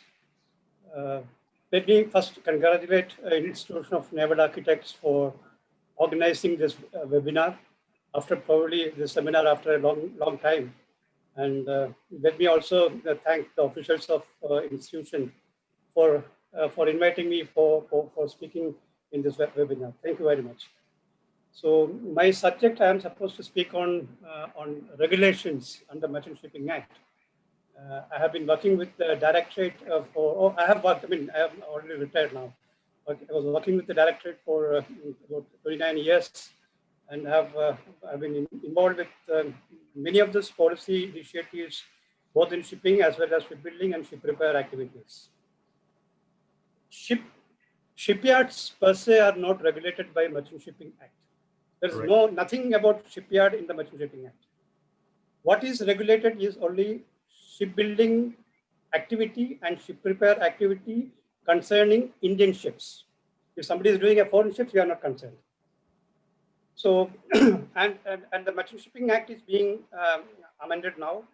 The first bill was introduced in the Lok Sabha in 2016, But when 2019, because the parliament was dissolved, the bill also got lapsed. Now the bill has to be reintroduced. So for reintroducing the bill is undergoing a thorough revision again, and it is going on. A lot of discussions are going on this reframing or amending the bill also. And once it is finalized, then it will again go to the parliament. So the new act will come up. So as regards the provisions in the existing Merchant Shipping Act, I want to mention mainly about the registration provisions in the Act. We have mainly 3 acts in India for registering a ship. Under Merchant Shipping Act, all foreign or seagoing ships are registered. When I say seagoing ships, it's going beyond the IV limits. That is the seagoing. But only self-propelled vessels are registered under Merchant Shipping Act, and vessels above 15 tons net. So there is a gap there. Non-propelled vessels are not registered under Merchant Shipping Act. Vessels like barges used in the offshore operations, or pipelaying barges, accommodation barges, jack-up rigs. There are a number of vessels which are where safety is very, very important, are not registered under Merchant Shipping Act and not regulated through Merchant Shipping Act. And the other act is, second act is IV Act. Of course, it is only for IV vessels operating exclusively within the IV limits. And there is a third act, an archaic act, I would call it, Coasting Vessel Act 1838, 180 years old act. Still we are using it, only for registering dumb vessels, non-propelled vessels. So the main changes in the new act will be, or now we cannot call it an act, it's a bill. Till President approves it, it's a bill, and thereafter it becomes an act. So in the new bill, what we are including is all vessels, all seagoing vessels, whether propelled or non-propelled, will come under Merchant Shipping Act. And every vessel, irrespective of the size, tonnage, area of operation, if it is going beyond the IV limits, or if it is going to sea, it will be registered under Merchant Shipping Act. And this Coasting Vessel Act will be, or the old archaic act will be repealed. So this is one main change. And what are the requirements for registering the vessel now? Now, for registering a ship under Merchant Shipping Act, the ship has to be fully owned by an Indian entity, an Indian citizen or Indian company or any Indian entity. If it is not fully owned by that Indian entity, it cannot be registered. And second is, if it is owned by an Indian entity, it has to be registered also. It's a mandatory requirement also. So, but in the new act, what we are trying to bring in is substantial ownership. That means if the ownership is, majority ownership, like more than 51% or more, all such vessels will be registered under the new act. I mean, this is a proposal. Got it. And second is the bareboat charter vessels are not registered now. There are, that's another area where many entrepreneurs can take BBC vessels, bareboat charter vessels from abroad, and they can operate it, and they are not registered now. So there will be a provision. If we are trying to make a provision to register bareboat charter vessels, then there will be a third category called Indian controlled tonnage. What is Indian controlled tonnage? Indian controlled tonnage is mainly ships owned by Indian entity, but which can be registered outside India in other foreign flag, with certain conditions. There will be tonnage restriction will be there. You can register maybe 50% what you have in India. I mean, that provision is already there, but we want to put it in the act now, the law of the land. So, as far as this shipbuilding is concerned, how it is related to the act registration, I want to just mention about that now. I want to say a ship under construction cannot be registered. What is the requirement of registration? It needs a bill of sale, instrument of sale, or a builder certificate. And normally in our system in India, a builder certificate is issued after completing the ship. But there are, for many commercial reasons, you may require a registration, say maybe for 3 months prior to your taking the vessel out, or 6 months prior to the taking the vessel to sea. Maybe for putting it in some tender, saying that okay, after 6 months I will get this vessel, it will be under Indian registry. So consider this. Mr. Suresh Kumar, just a little fast because we need to go to the next panel. Yeah. Yeah. So, if vessel, there should be a provision for ships which are under construction to be registered. Okay. And another requirement for this is that for taking funds for registration for building a ship, you have to take it from the. If you are taking it from the bank, you have to mortgage the ship also. And for mortgaging the ship has to be registered. So during the construction period, you cannot take a loan from the bank where you can mortgage the ship. So this is another area where we are trying to put in some provision in the act. How these ships under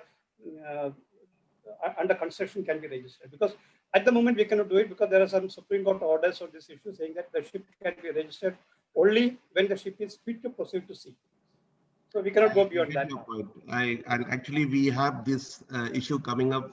We had this issue coming up with many owners who wanted builder certificate much earlier. Yeah, so that is why it became a big controversy, big court case.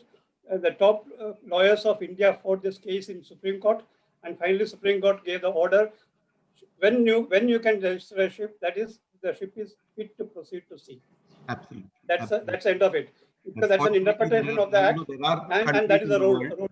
Yeah, there are countries in the world which allow for it. I'll just quickly say about about the regulations again. We have number of rules presently under the act, for different types of vessels operating in different areas also, like river sea vessel notification, where there are 4 types of vessels which can operate within the territorial waters. The requirements are much below the convention requirements. Then there is another set of rules, coastal vessel regulation, where the ship can operate up to 20 miles along the coast. Then we have a third one for IV vessels to upgrade to operate along the coast. Because when you say IV waters, it's not all along the coast. It's all patches or pockets at various locations. So a IV vessel cannot move from east to west, or you cannot move along the coast. So to facilitate movement of IV vessel along the coast, within 5 miles from the coast, we have issued another notification which can be used.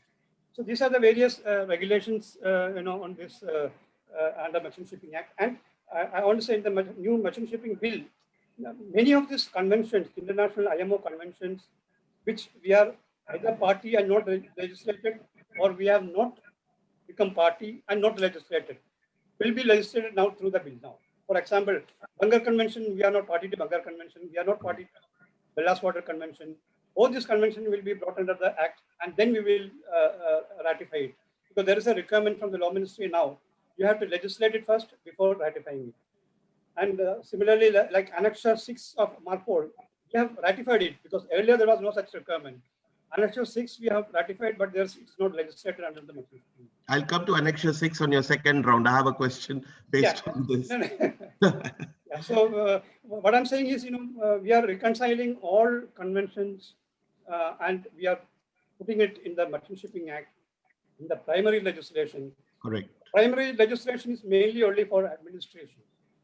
There will not be any technical requirements in the Act. It will give an enabling provision to frame rules based on various conventions. Got it. So just the Act will not suffice. A number of rules will have to follow now. Many of the existing rules will have to be modified, amended, and the new rules will have to be framed also. So absolutely. It's a long process. Actually, we have to the directorate. Now I am outside the directorate. The directorate has to take it now.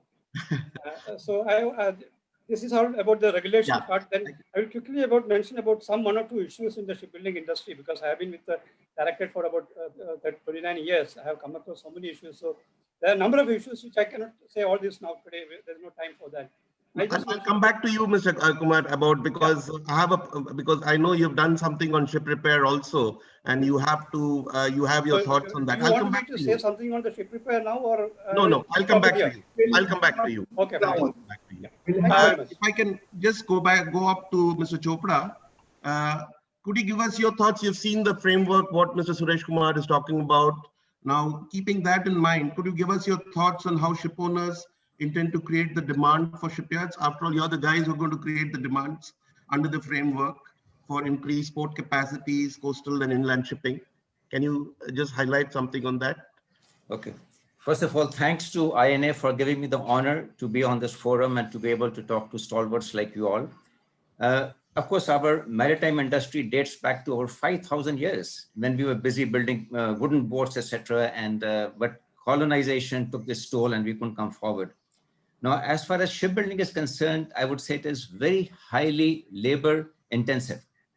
For the laborers that work per same quantum of turnover, in the shipbuilding industry, we have on a datum, we have 90, while on the auto industry or automobile industry, we have only 15, or civil construction is only 20. So shipbuilding is very highly labor intensive. And now we have to come to the workers, how we can improve our productivity. So that is what is most important to us. Regulations come and go. As far as Indian regulations are concerned, from the ship owner's perspective, I have a lot to discuss, but I will be just biting into your time. I don't want to do that. But importantly for shipbuilding, I would say skill development and the R&D is of utmost importance. When I compare our skills in India, I think we are second to none. We are as good as anywhere else in the world. Our managers, our workers are very good. But then what is lacking? Something is lacking, which is very serious. And that, I think I would say, is attitude. An attitude which percolates from the top management to the root workers level. If the attitude changes on the top, everything else changes. So that is part of inner engineering, not outer engineering. So having said that, when I come to skill development, I think it is most important that, first of all, the machinery. We must make sure that our machinery is optimum utilized. Very often, you'll be very surprised. I will not like to name the country, it was a foreign country, of course. And we were planning from Great Eastern to do some repairs in that particular shipyard. And when I went to review the yard before I could take the ship, you'll be surprised, I found cobwebs on some of the machinery. And that was enough as a telltale sign. So machinery utilization is important. Material handling and storage is also equally important, because I find steel, if not stored properly, we have to go in for extensive primary surface preparation and again painting, etc. That has to be carried out. Next thing, what I find, which I think India should take the cue, is any major activity going on in the shipyard for new building. I'm only discussing new building, not repairs right now. They will have a detailed procedure on how to carry out that particular activity. Here, unfortunately, our workers will say, oh, I'm working for the last 50 years. Don't tell me how to cut a plate of steel, or don't tell me how to do the welding. A detailed procedure is there. And before the work starts, the supervisor takes a class of all the people, explains the activity, and everyone should understand how they go about doing it. So that is what I mean by procedural information and drawings to be kept forward on the proposed activity. It is very easy to say, oh, well, I've got weaknesses here and there, but we can always improve on the weakness much easier than we can improve on the strength. That is important. As far as financials, of course, we had a lot of discussions already in the past. We have discussed about government subsidies, which I think is also equally important. In the 70s and 80s, Japan and Korea gave a lot of incentives to the shipyards. And today, they're a formidable player in the shipbuilding industry. In India, what about the interest rates? It's as much as more than 10 to 12%, which I'm sure our Mr. Nair and Mr. Nagpal can guide us on that. It is as high as 10 to 12%. How much is it in Korea? 5 to 6%. In China, it's only 4%. So that is what is required. We have to be cost competitive as far as shipbuilding is concerned. What do you see are the ships which are going to come in because of this? You know, we hear about that. But what sort of ships are the shipyards going to be busy with? What sort of demands are the ship owners going to create?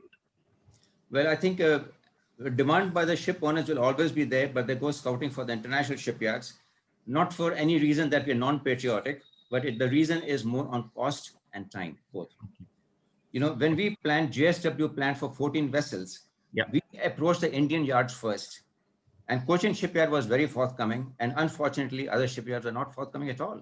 The cost was very high. The time was out of the windows. So we have to go and explore other countries. That is how we shifted the balance, 10 ships in China and 4 ships in Cochin. Both are excellent yards. And China, in spite of the pandemic, they have gone way ahead. My 4 ships are ready for delivery. Other 2 ships have finished sea trials. So they are way ahead. Cochin Shipyard, unfortunately, because of this pandemic, etc., we had to be very careful. So time frame has gone a little awry, and I don't blame CSL for that. It's just the unfortunate pandemic part. Now coming to ship repairs, shipbuilding, yes, coastal shipping has to have a boost. After we have our 14 vessels, we are planning for another 14 to 15 ships by GSW, which will be smaller tonnage. That will be only 6,000 tons. And I have been in discussion with the CSL on this issue that why don't we go in for battery powered propulsion? You know, we can combat our air pollution. Why should we pollute our Indian seas and skies? So we are planning battery propulsion. On this topic, even though our ships are diesel powered and VLSFO powered, when they come to the port, we are even having plans to plug in and plug out. Got it. Come on shore power and put complete engine operation off so that we can. No emission at ports. Yeah, no emission, absolutely. So we have to work for this. I'm sure we all love our country and that's the way we go forward. Now, next is on the ancillary industry. I'll come back to you. I'll come back to you because it's not just one round, it's a couple of rounds. Okay, so okay, fine. We'll talk about that also. Right. Nagpal, if I can come to you, because you've been associated with the Navy and naval shipbuilding for many decades. Navy creates a great demand for shipyards, the Navy as well as the Coast Guard. What do you think is going to happen after this Abhiyan comes in? Means, how do you think the shipyards are going to cope up? I think you're on mute, Commodore Nagpal. Could you unmute yourself? Thank you very much, Mr. Sarkar, and also giving me this opportunity to participate in today's discussion on shipbuilding and shipyard prospects. You know, there are mainly 4 defense PSU yards and, of course, Cochin Shipyard, which are extensively involved in war shipbuilding. And I must say that Navy has a great success story of indigenous shipbuilding. In fact, most of the ships, more than 40 ships today, are being built by the Indian shipyards. In fact, you must have seen recently, the MDL has, in fact, order book of more than 50,000 crores. Most of the shipyards, like today, we have an order book of around 14,000 crores. In fact, GRSC has much more than me. And these shipyards have been forefront in supporting the Indian Navy, not only in terms of new shipbuilding, in terms of ship repairs.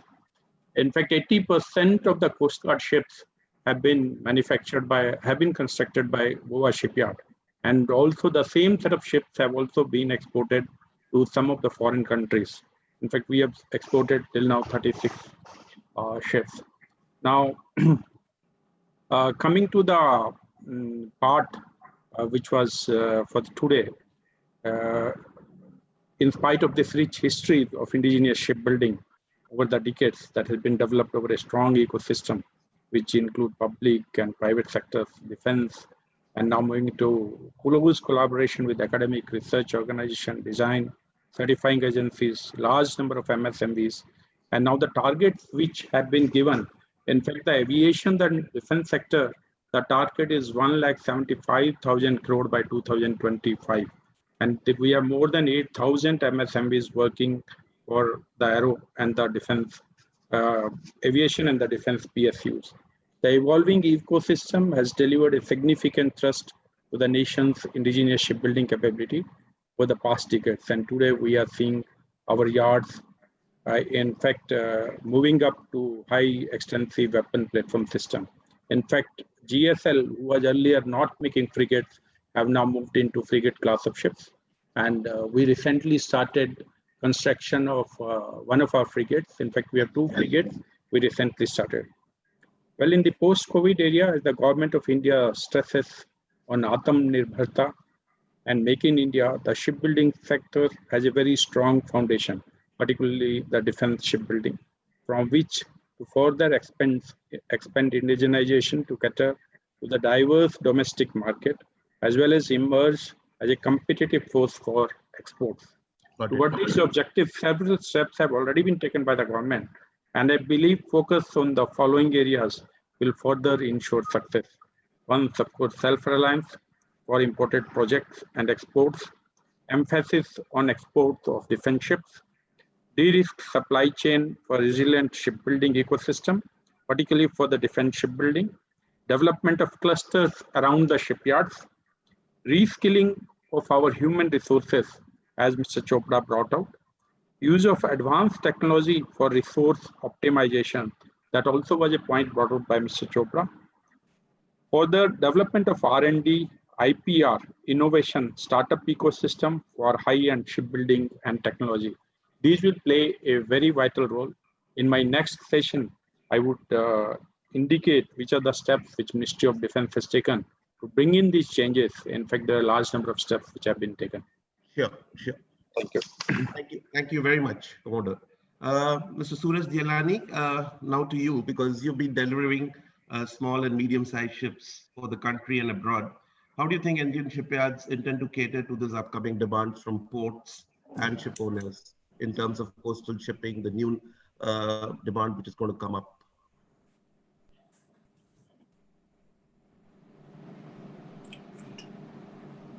Dialani, could you hear me? Yes, couple of words just got broken, but I've got the gist of it. Thank you so much. Thank you to INA and to all the participants and the panelists. I would like to speak on what kind of role the cluster development approach can play in developing the country and doing nation building through shipbuilding.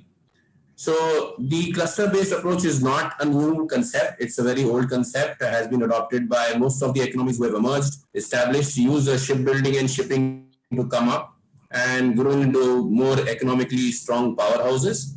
So they have used the cluster-based approach and moved on. Even the small industries like rice manufacturing, sweet making, and jeans in India, manufacturing denim and clothing also have used the cluster development approach. Yes, the maritime sector has not been in the forefront. Goa, having more than about 30 yards, definitely they have grown because of the mining over the past so many decades. These shipyards are like a natural cluster existing on the river banks of River Zuari and Mandvi. And because this is a natural cluster existing, it was only a matter of natural progression to implement the cluster development program under the MSME ministry in Goa. And that's how we thought of using this cluster development approach for the benefit of all the industries and the ancillary units and the Goan and the entrepreneurs. So in this, what is happening is under the MSME ministry, we are setting up a common facility center in the Verna Industrial Estate. The cluster is represented with the combination of marine equipment manufacturers, ship designers, shipbuilders who are doing aluminum boat building, fiber boat building, and steel ships. So the competence is there. It's just that we were not being able to perform to our actual potential because of lack of infrastructure. And that gap is now being closed jointly by the state government and the central government and the other entrepreneurs and MSMEs of Goa who have come together to form the Konkan Maritime Cluster. So once our factory is up in Verna Industrial Estate, we are wanting all the entrepreneurs and other engineering units also to use this common facility center, which has machinery like a shot blasting and painting machine, CNC cutting machine, CNC bending machine, a painting booth, a complete comprehensive material testing center, a convention center, there's a design center. So whatever these small MSME units cannot afford on their own, they have a common infrastructure right now to use. And because it is coming through a one-time grant from the ministry, there is no kind of a burden of interest payment, and hence the pricing at which they can use will be much cheaper than even if they would have individually gone to a bank and got it. So yes, we are addressing the financial aspect also, because as everybody has understood and posed, the biggest challenge for India today is the high financial cost, which was against the other global competition. So yes, by this one-time grant concept, where even Sagarmala is also playing a major role, we are looking to kill that challenge and bridge that gap. And obviously, this will also help in the capacity building of the existing units where they can come. The economies of scale will change. And that's how the Common Facility Center will help in the empowerment of the MSMEs. And yes, with Goa Shipyard and Cochin Shipyard not being very far away, Cochin Shipyard being 1.5 day sailing from Goa, Goa Shipyard just being about 8 kilometers away, we are hoping that our facility can get employed by them and the MSMEs can grow under the umbrella of the DPSUs. Got it. Got it. Thanks a lot. Thanks, Mr. Dialani. Mr. Yes, Manish Sharma, just to come to you, I've heard you from 2009 on various forums. Just to ask you about, could you elaborate various upcoming financial opportunities available to shipyards based on the present government initiatives, the redefinition of MSMEs, and revised subsidy schemes? If you can just throw some light on it. Yeah. So I'll come to that, but let me just make a couple of statements before that. See, shipbuilding as an industry, we need to all recognize it's practically a globalized industry. It's unlike any other manufacturing industry. The protection available to a domestic manufacturing industry is available very limited extent to shipbuilding. Secondly, we also need to recognize what is shipbuilding. Shipbuilding is the mother industry for heavy engineering, just like automobile is the mother industry for light engineering. So if you really want to develop engineering technical capabilities, then you need to ensure that you are building that entire ecosystem. Now, in that context, if you go back 35 years, automobile industry, the mother industry received a lot of support and impetus from the government. Consequences, we are today very competitive globally. We have not only built the mother industry, which is the assembling part of the auto industry, but the entire ancillary industry, tier 1, tier 2, tier 3 is present in India, and they are competing globally. Now, this situation is not true for shipbuilding industry. It's an assembly industry in India today. We have a situation where most of the inputs needed for building a ship, barring defense probably, for commercial ships are imported. And they're imported on a very piecemeal kind of a basis. We don't get a series order in India like 20 bulkers at one go. We get 2 bulkers, 3 bulkers, 1 bulker, that kind of orders we get in India. So you are importing piecemeal. What does it do? Look at the entire commercial structure of the payment cycle of a shipping contract. Okay, it is split into multiple milestones.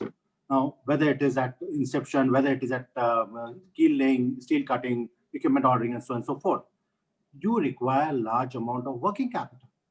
Now, working capital cost, one of the panelists mentioned about it, is high in India. In fact, that is one of the reasons why we are heavily disadvantaged. And it has got to do with the institutional structure of the financing industry in India. So I will share some data points which we collected some time back. It's been a few years now. But when you look at your competitors globally, who are your competitors? The competitors are China, Korea, Japan.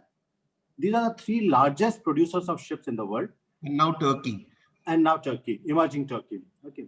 At some point of Philippines was being talked about, but it has not really materialized. Brazil was also being talked about. But what has happened? These countries actually provided policy support to shipbuilding industry over multiple decades. I'm not talking a few years. Korea started in '68. OECD, which was formed, decided to phase out subsidies. There were direct subsidies in OECD countries from 71 till 87. 22% direct subsidy was given on the price of a vessel. In 87, they phased it out. Korea provided these subsidies from 68 till around 1987. China, which started gaining ground in 1999, and China in 1999 was producing around 5 million DWT of tonnage, and Korea was in 68 around the same number. Korea in peak around 2008 was around 35 million DWT every year production. China hit by 2008 25 million DWT every year. They are much bigger now. The point I'm making is they provided subsidy support.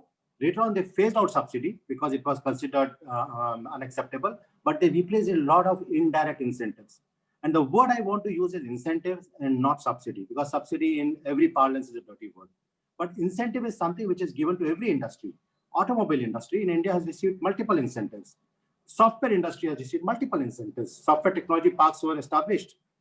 Today, we are giving massive incentives to electronics manufacturing in the country.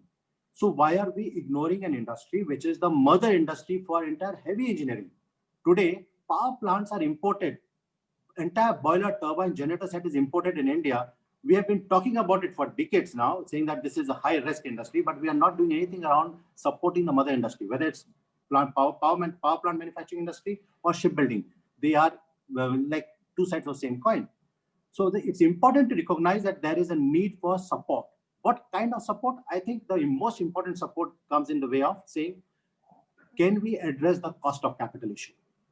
Cost of capital, globally, the shipyards in China, Japan, Korea will access at around 5 to 6%. In fact, China between 2003 and 2008 was providing suppliers line of credit and buyers line of credit at 2.7%. Now, this is atrociously low. You won't have any buyer coming to an Indian shipyard because he's getting that kind of a line of credit from a Chinese bank. Japan and Korea have a much more mature financial system, so their cost of borrowing for every industry is low, no doubt about it. But there were inroads made by China between 1999 and 2010-15, simply on the account of fact that they provided a massive incentivized support. In fact, I have a long depiction of how the support has consistently been there as part of a planned effort. Korea identified 4 strategic sectors in 1968. Steel, shipbuilding, electronics, and there was one more. And they have made sure that they dominate these industry sectors. Okay. Till date, we don't produce sufficient quantity of shipbuilding steel in the country. Sure. You have to end up importing. So what does it mean? There is a cost disadvantage you are trying to manage. There are just-in-time supplies to Korean yards in Busan. Okay, Korean yards in China, and then the entire ancillary set up near China. But we are importing months in advance just to make sure that we are able to deliver on time. Now, these are disadvantages which are caused by the structural anomalies of this industry. So incentive structure is needed in order to protect against those structural anomalies. Otherwise, you are not going to succeed in this industry. Sure. Now, the financial packages will have to think around, number one, assisting on capital cost, working capital cost. They need to be addressed. Government has come out with a 20% subsidy scheme, which they propose to phase out 3% every third year reduction, which they'll do, and will continue to 26. But the point is, there has to be a long-term plan. Good thing is that's a 10-year plan. There are also challenges which we have not come to ship repair, but sourcing of spares, holding of spares, unbonded condition.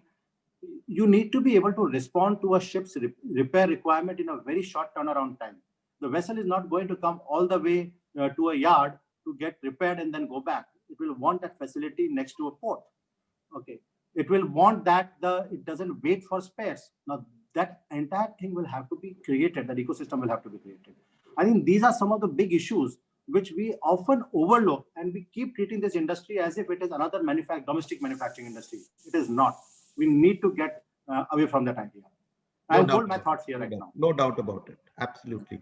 I hope Akshay can go down to the second round. We'll just have 2 minutes per speaker. If it's possible, please restrict it to 2 minutes. Going back to Professor Shah first, you talked about a bit about the highways, you talked about various vessels. What about, you also touched about the infrastructure part. Now, we only been listening about vessels. What about things like dredgers, floating pipelines, jetties, berths, link spans?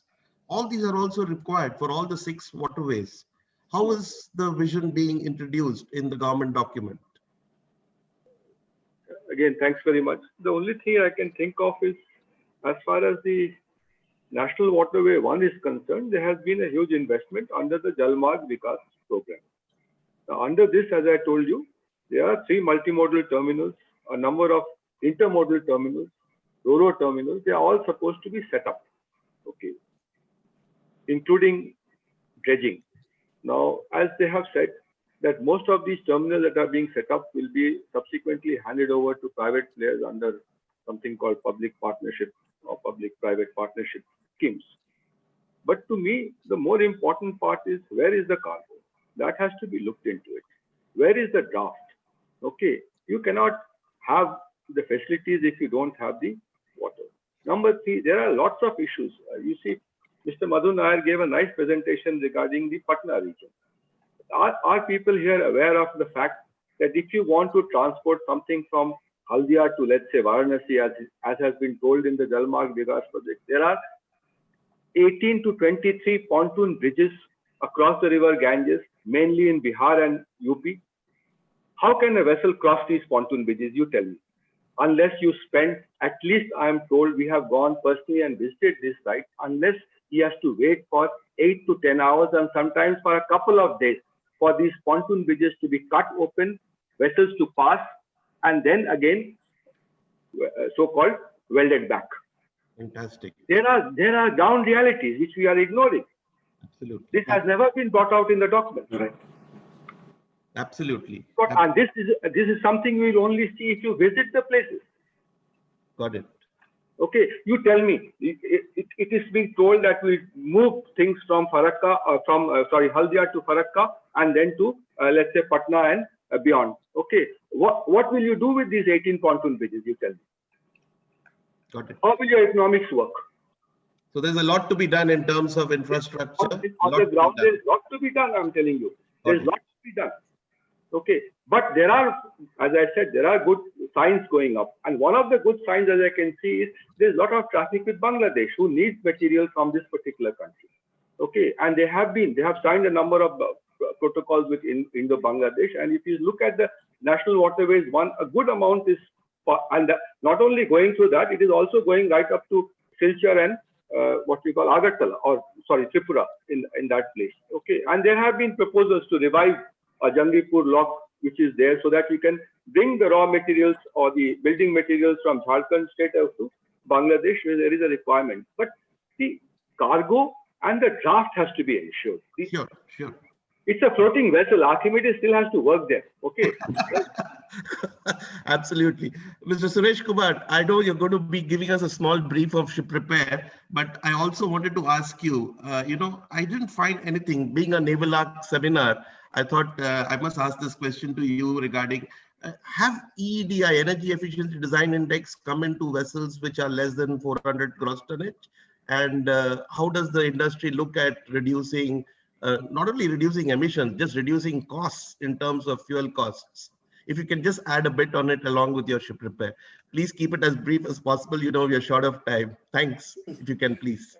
Anyway, thank you, Sauvir. Let me address your question first. For vessels less than 400 GT or deadweight.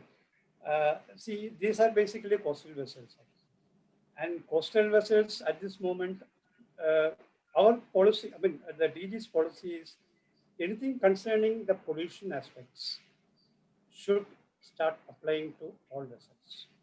It should not be only for vessels operating in the high seas or the foreign going vessels.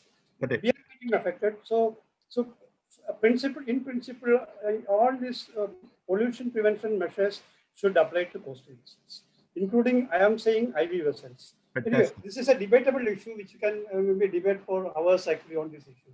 So I'm not attempting that debate at this moment actually. Coming back to the ship repair industry, we have our Indian flag, around 1,450 ships are there, out of which around 950 coastal ships are there. Out of these 950 ships, 300 ships are to be dry docked every year, because the requirement is 2.5 years or 3 years dry docking. That means 300 ships approximately are to be dry docked every year of these coastal ships. Forget about the port-going ships or any other ships. And in India, about 25 to 30,000 ship port calls are there every year, foreign ships. So take it approximately 25,000 ships are coming to India every year. Are we getting any business from these foreign ships for repairing? No. Are we in the do we have the capacity to dry dock these 300 ships in a year, our coastal ships in a year? I don't think no. Why we are not doing it? See, the most important issue in Indian ship repair industry is that time and cost overrun. When you start at work, you start with 15 days, you go for maybe 3 months. You start with 15 crores, you end up maybe 50 crores. This is a situation with many of the, almost all of the ship owners. Government ship may not, may not get into that kind of issues, because all our, including CSO, they're getting plenty of government ships. But when it comes to a private entrepreneur, these two things are the most important. So one issue is why this time and cost overrun is because our ancillary industry in India is still in a nascent stage. We are sourcing most of our items from abroad. These are not high-tech items. These can be easily manufactured in India. Most of the items, like steel, of course, we are doing it. Machinery, various outfitting items, like fire doors, fire panels, flooring materials, ceiling, a number of items. all these items, they are not very high-tech material. They are all can be manufactured in India. But why we are not manufacturing it? One reason. Anything going on board a ship has to be a type approved. It has to be either approved by the class as per the class standards, or if it is a statutory item, safety item, it has to be approved as per the IMO standards. So when we tell these entrepreneurs, okay, you have to get this item tested as per this IMO FTP code, they just back off. No one comes forward then. That is the end of it. So the issue here is, we tried this with even Jamnagar cluster. They make all kinds of, this brass item, bronze items there. All kinds of pumps they make. But when we told them, we had a conference also there in Jamnagar. We told them, okay, we have to get these pumps, your valves tested as per the class requirements. Nobody has come forward. So what we are doing, we are happily importing, most of these items from abroad. It may be cheaper also for us to, for these people to import from them, getting this tested here and approved, and then, it may be more expensive. So what I'm saying is, unless we have a very strong, ancillary industry in India, which the Korea, Japan, and China, they have a beautiful ancillary industry there. They don't have to wait for anything.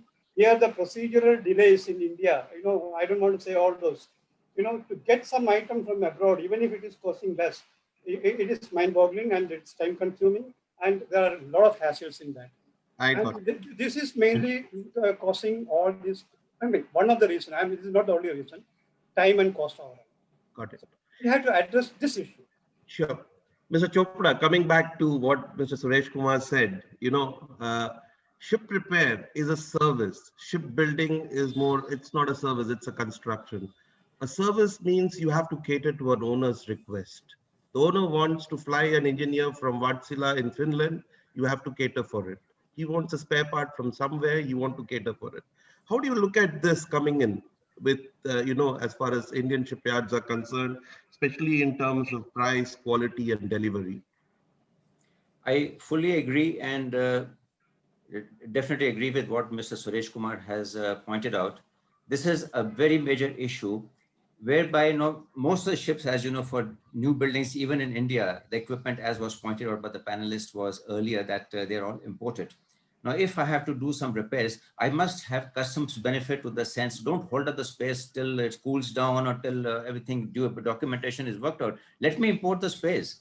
No one is a smuggler here. No owner is going against the tracks, but we should be having this permission to do so. So I can fly in the space, use them. I'll give you an example. Now we're talking so much about coastal shipping.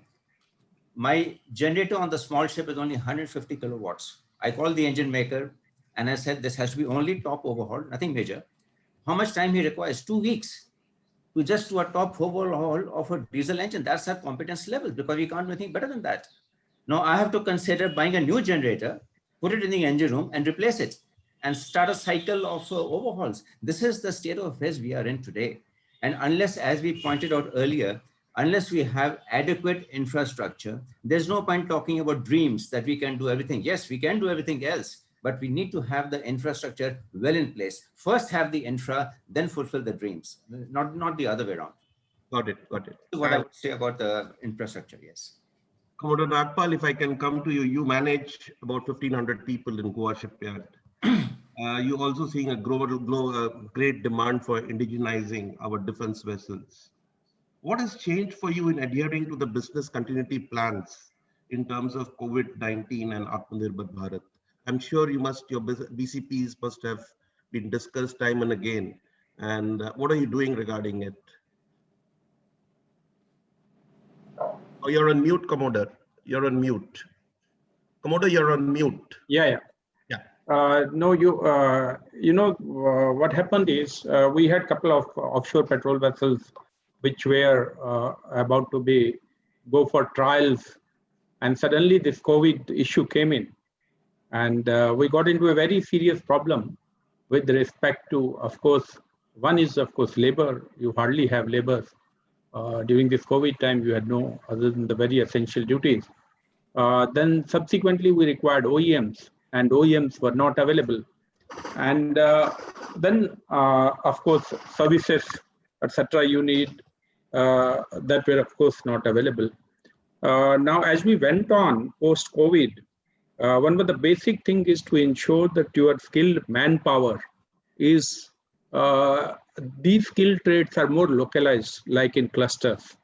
The concept of cluster, what my friend Suraj said, I think that has started gaining more importance now, particularly in areas where you don't have a very specialized requirement like a main engine which is coming from Germany or coming from another country. So I think cluster will find a very definite ground. If you see in the shipbuilding, we are more of a our contribution is 20 to 30%. If you say most of the contribution is from the equipment point of view, at least this 20-30% can be taken care by all these clusters around you. Most of the labor work, most of the blasting, painting, plate cutting, CNC machines, all these can be taken care by the cluster around you. So you tend to change your business plan now. And secondly, when you talk of indigenization per se, or when you talk of the items which you would like to have within your own country, or you will de-risk your supply chain management, rather than depending on a single vendor, you would tend to depend on more than one vendor so that at this time of crisis or this kind of a situation, you can de-risk your entire supply chain management. So we have taken a number of such steps, particularly. Also, you are trying to bring in new technology that it is the conventional technology is not more labor dependent, so that you can quickly switch on to the high-end technology to avoid, to reduce cost and also to depend largely on labor front. So there have been large number of steps that we have taken, and fortunately, we have been, in spite of pandemic, we have been able to meet our target on delivery of our offshore patrol vessels on time, in fact, before time.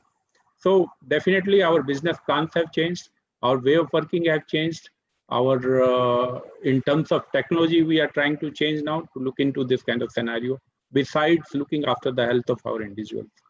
Thanks. Fantastic, Commander. Suraj, Mr. Suraj Dialani, can I again come to you? You know, I'm taking cue from Mr. Madhu Nair as well as Mr. Manish Sharma's, that Madhu Nair has said that we need to come down on costs. And if you've heard from Mr. Manish Sharma, he says shipbuilding is the mother of all industries as far as heavy engineering is concerned. You're one of the recent industries, you know, if you compare yourself with Goa Shipyard or Garden Reach, etc., you're far, you know, you're just born possibly 10, 15 years back. Now, how are you looking at reducing these costs? I'll tell you things like, you know, there is a move towards standard design, what Mr. Madhu Nair has said. Second is towards mechanization, to bring it to the line like automobiles, you know, that you reduce the skill of people along the production lines so that more number of people can fit in. You know, you don't require skilled contractors, etc. How are you looking at these issues, you know, in your shipyard? Okay, thank you. So taking cue from what Nagpal sir and Madhu Nair sir have said, now apart from the big names in the shipbuilding industry, we have been competing with low-cost constructions coming from Indonesia. I will typically take the example of Maldives, which is completely an island nation, and it completely depends on only water transport for all its logistics. So we'll just take that as a role model to discuss. So for anything to be moved in Maldives, among all the atolls from north to the south atoll, you have Maldives using small fishing boats, small landing crafts, and high-speed boats. So if you see that the high-speed boats are to almost 35 to 40 knots. So the nation is very small, but the market is very mature as far as marine transport and logistics is concerned. And why is that? So I have been to Maldives, and if you see, there's a small jetty where all the boats come together. There is one crane which loads all the material on the small dhows, and it is taken to the north and the south atoll depending on whichever resort or whichever unit requires the material. It's a very liberal kind of an approach. There is not so much of restrictions and limitations like we have in the customs for a coastal vessel in India. So I feel that if you want to bring down the cost for shipbuilding, it will not be a single point approach. What we have done is now typically a landing craft from Indonesia will cost you about 300 to 350,000 US dollars delivered in Male. And typically something being built in India will not go for less than 550,000 USD. So there's a proper 200,000 USD kind of a set off to break down. What we do that is, one approach is where we tell and educate the end consumer that the kind of equipment being used in Indonesia are typically automobile engines which are marinized. They are used and then they're used. So you need to educate your end customer first for what product you're giving. That is one approach that I would suggest. Second is the quality that you're delivering. Create the awareness for the quality against the life cycle cost of the ship that you're going to build. So you try to make the owner understand that you are not giving them a product which is only capital intensive. But on the long run, if you're looking to be in shipping for a longer period of time, the actual ship cost is in fact much lower than the global competition available. Based on this approach, and then added to a lot of in-house manufacturing of outfitting items and electrical items, which are very simple to manufacture. Like Suresh Kumar sir said, that there are very simple items that can be manufactured in India, but they're not being manufactured simply because it's the economies of scale. So what we've done is, we developed our own small machine shop, our own electrical house, and in that we manufacture items which are suitable for our constructions. Yes, it's an ideal way because we've been able to compete with the market. I know it is not possible for every person to be that aggressive, ensure productivity, give the delivery on time, before time. It's not possible for everybody, but yes, like the cluster-based approach where all the such entities of production and processes which are time-consuming, labor intensive, if they are given to an automated unit like a common facility center, then the shipbuilder gets to focus on his core competence of assembly, fabrication, testing, and trials. So he brings together the equipment, ensures they're well integrated, ensures that they are well synergized and performing, and then delivers the ship on time. So we need to ensure that our shipbuilder is focusing on his core competence rather than spending time on all the other labor intensive activities. Got it. Definitely, it's not going to take away employment, because the same employment that you're saving as far as outsourcing the entire labor intensive to a mechanized plant, that same labor can be skill developed to attend and improve your services and the quality of the ship per se. Got it. Got it. Thanks, Mr. Manish Sharma. If I can come back to you, it was really nice, your first round where you talked about subsidies are required, at least for some time, being the mother of the industries. Incentives. There's no doubt about it, and I fully agree to that. I've seen, for example, banks giving out refundment guarantees in very short time in the 2005s and the 7s and the 8s. And then you find them taking much longer time. My question was basically, how does even for example, when it comes to the subsidies, there were a lot of procedural requirements. I'm talking about the 2008, the subsidies which expired in 2008. A lot of procedural requirements. Will anything change in claiming subsidies under the new scheme, or for that matter, special incentives for MSMEs under the AtmaNirbhar Bharat Abhiyan? So you're right about this point, that while the subsidy was available, and I would still refrain from calling it subsidy, I would call it special incentive. Okay. Because subsidy is not an acceptable word. It seems to suggest, as Mr. Singhal pointed out, that we are incompetent and therefore we are seeking support, without recognizing that we are seeking to level the distortionary playing field. That's what we are seeking support for, incentives.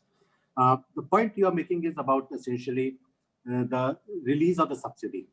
And it has been a challenge between the 2003-07 cycle, when subsidy was assumed by many players when they were bidding for contracts globally, and they were winning those orders. But when the time for release of subsidy came, it went into a lot of procedural hassles. It was always on the price of the vessel. It was never on the cost of the vessel. And the entire establishment went into verifying the cost incurred in building that vessel, which was not the case. There were clear mechanisms laid down at that point of time, but somehow it got derailed. Some of the shipyards got those subsidies partially after many years of struggle. I think in the current cycle also, there is this fair price mechanism, 3 independent evaluators. I think we need to keep in mind that we are asking the shipyard to justify the price at which it's sold, not at the cost at which it went. Okay, there's a difference between the two. And it will have to be simplified. If you don't do it, after once we have burnt fingers, again, burning fingers on release of subsidy will not really augur well for the industry going forward.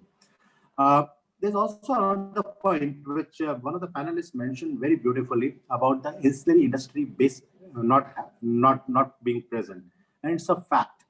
Today, around 65 to 70% of a ship cost is materials, and 60, 65, 70, depending on type of vessel. The rest, some part of is labor, and then thereafter you have these profit margins or other thing. The point is that a significant proportion of that is imported. And what are these tier 1, tier 2 suppliers? They are actually cutting edge technical products. So if you are incentivizing shipbuilding, you are incentivizing the setting up of ancillary base in the country, which is going to give you a cutting edge technical profile in the world. Whether it is engine assembly, whether it is sensors, whether it is electronics assemblies, they're all cutting edge products. Today, we don't have them. They will become dual purpose. They will supply it to power plant, they will supply it to other industries. What is happening is that as a consequence of that, and it is a small working we have done, you are incurring around 10% extra cost of procurement simply because you don't have the ancillary base. Now, if you look at some of the shipyards procurement cost and what they incur in the logistics, it will come anywhere between 8 to 10%. That's the kind of cost you are unnecessarily incurring because you don't have a base in your country. Third thing, an ancillary base will ensure that you are then achieving the touted multiplier impact of this industry. It's a very phenomenal multiplier impact. The employment multiplier is around 6. The investment multiplier is around 4 times. Right. And there is this other multiplier, which is again a humongous number. These are very, very robust multiplier numbers of this industry. It also is an industry which probably occupies more remote areas. It is not something which is sitting in Dabhol or it is going to sit somewhere.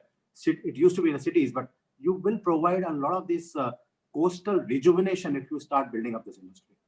So cost is a point. We need to worry about it. Subsidy release is a point, and you call it subsidy or incentive.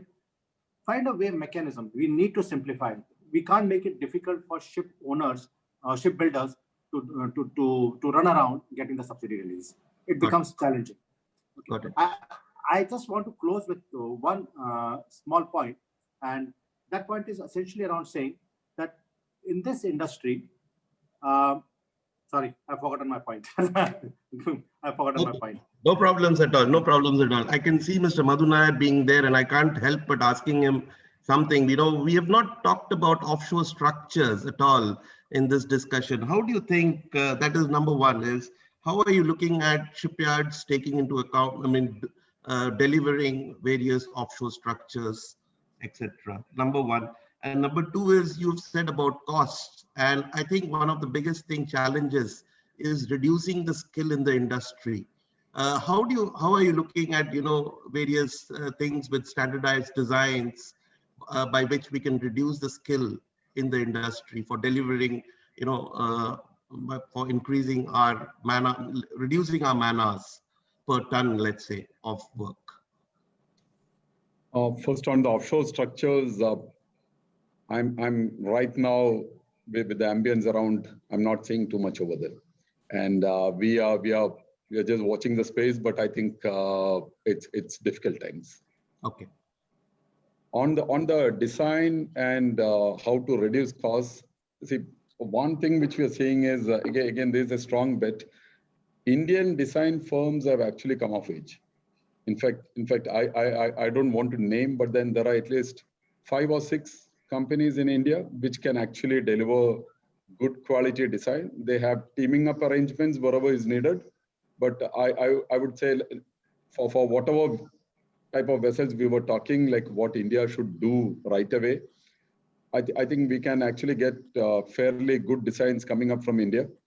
And if we can actually get this a little bit standardized, standardized means see, the ship owner should not get into a difficulty that it's standard and rigid, but then there is enough floating around so that each time you're not starting from scratch. You're in good wicket that you do little bit changes here and there, and then you're optimizing, you're continuously optimizing.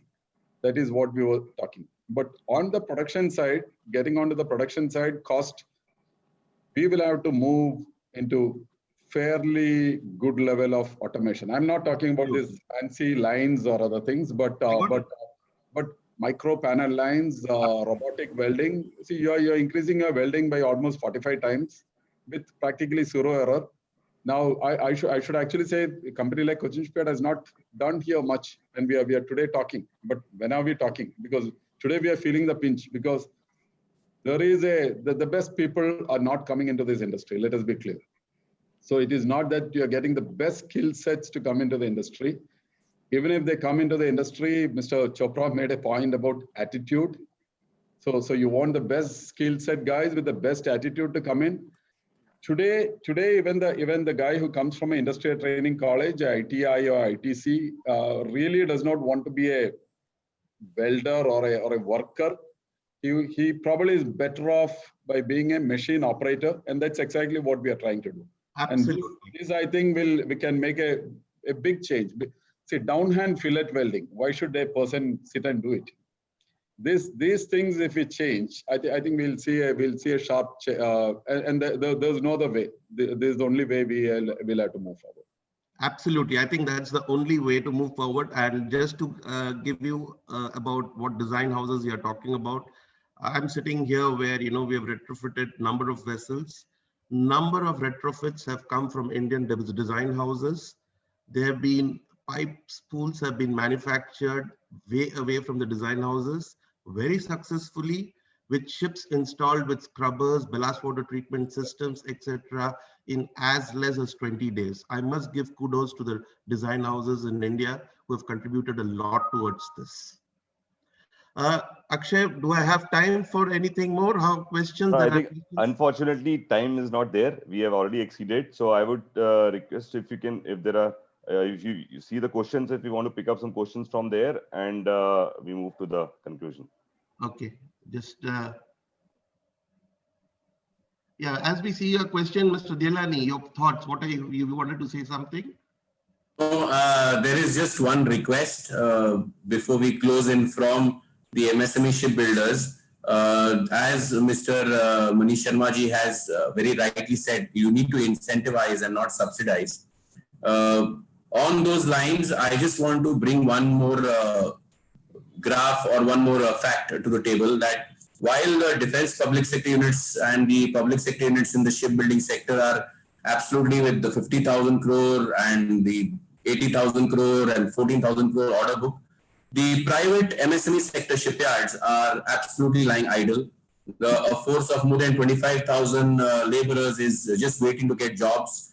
We are at the gates of all the defense public sector units to get some kind of jobs as subcontractors or laborers, while we are actually competent in building these smaller auxiliary crafts for the Indian Navy and the other commercial vessels. We are capable of delivering them on our own. So just a request to all the defense public sector units, to Madhu sir and Nagpal sir, everybody here, that just the way the government of India has taken cognizance of protecting India below 200 crore rupees order book should be to an Indian shipyard. I urge you and I plead you to also take a policy decision that at least for orders below 50 crore, please leave it for the private sector MSME to compete among themselves and build it themselves, so that once they start competing, once they start building, that's the only way that they will have a sustainable growth. Otherwise, we will not be able to grow into a good ancillary support supplier for the marine crafts. Just the way you want to develop an ancillary industry in nut and bolts and in fire panels and in valves to the shipbuilder, similarly, every big defense public sector unit who's building a frigate, a corvette, an aircraft carrier needs a subsidiary and ancillary shipbuilder who can focus on the small marine auxiliary crafts. But he will not grow if he is not given the economies of scale.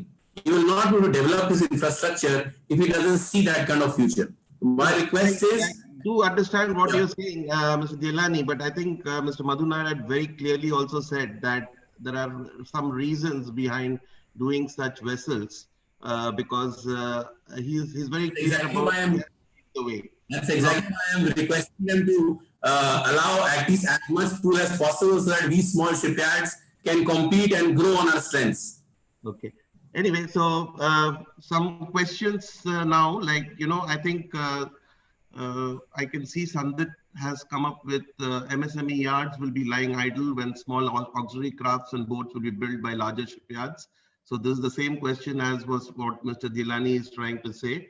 And I think we've got the answer that I don't think Cochin Shipyard was talking about building these vessels. He was talking of starting new technology so that other shipyards can follow, which is a very important thing. Yes, JD, go ahead. Yeah, I just saw that there are very nice comments from Mr. R.L. Pai. If it is possible for us to, if he is still there, and if he can come on board and make his points, that will be very interesting.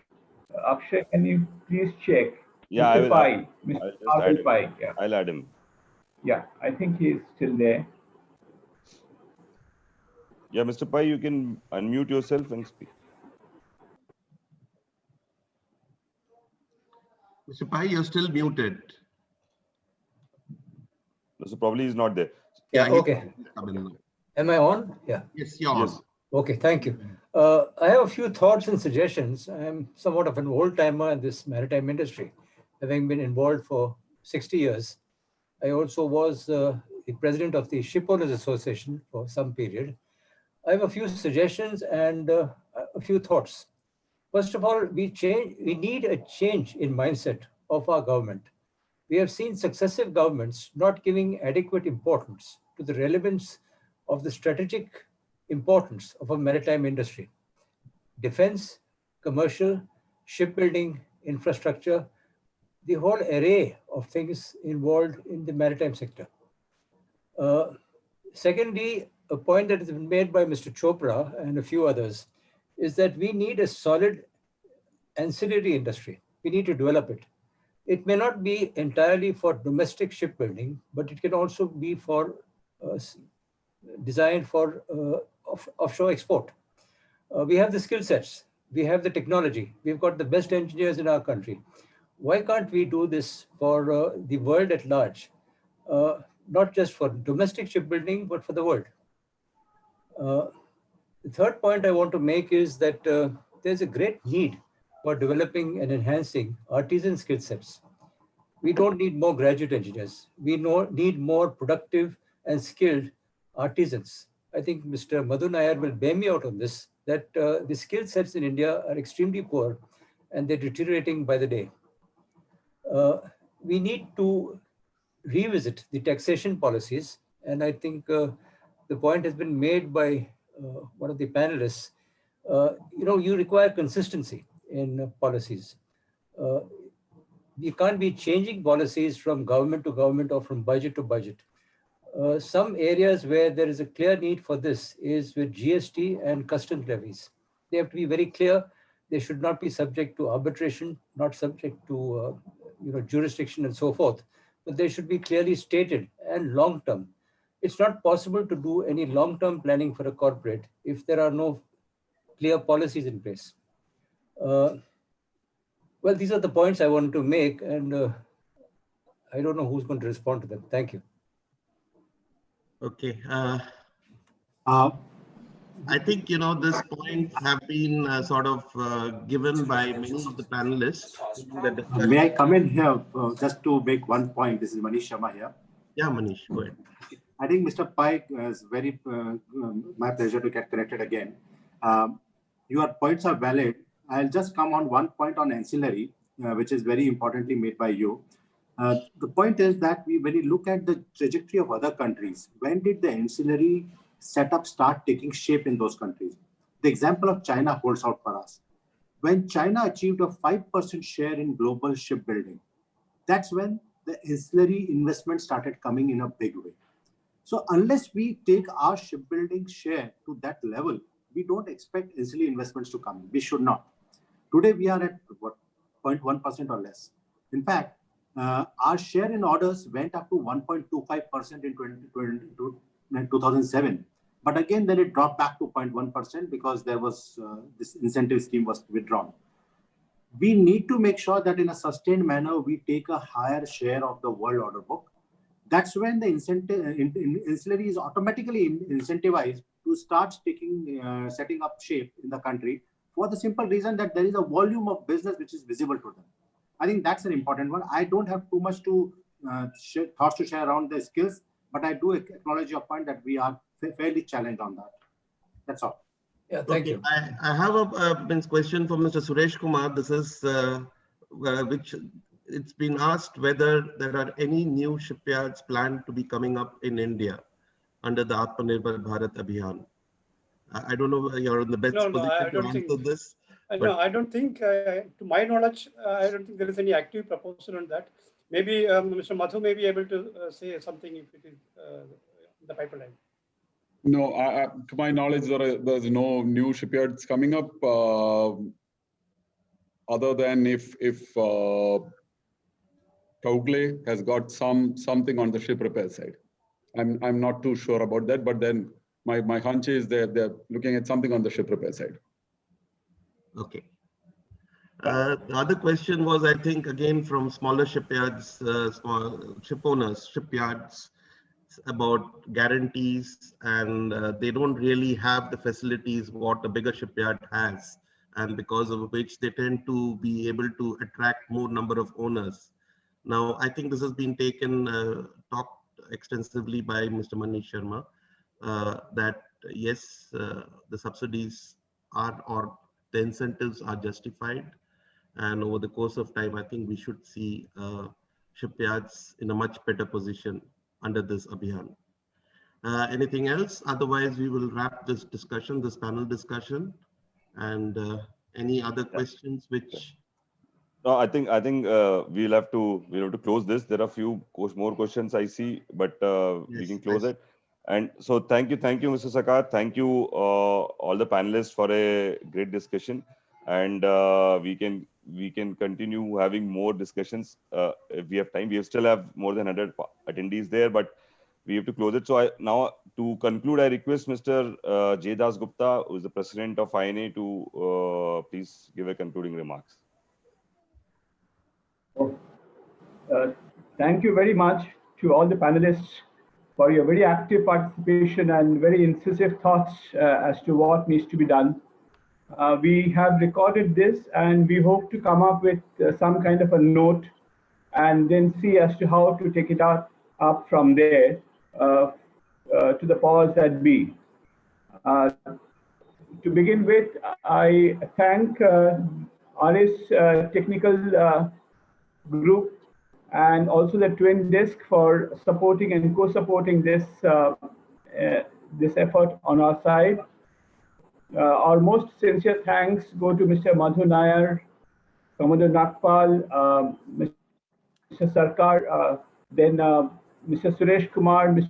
Vipon Chopra, and Mr.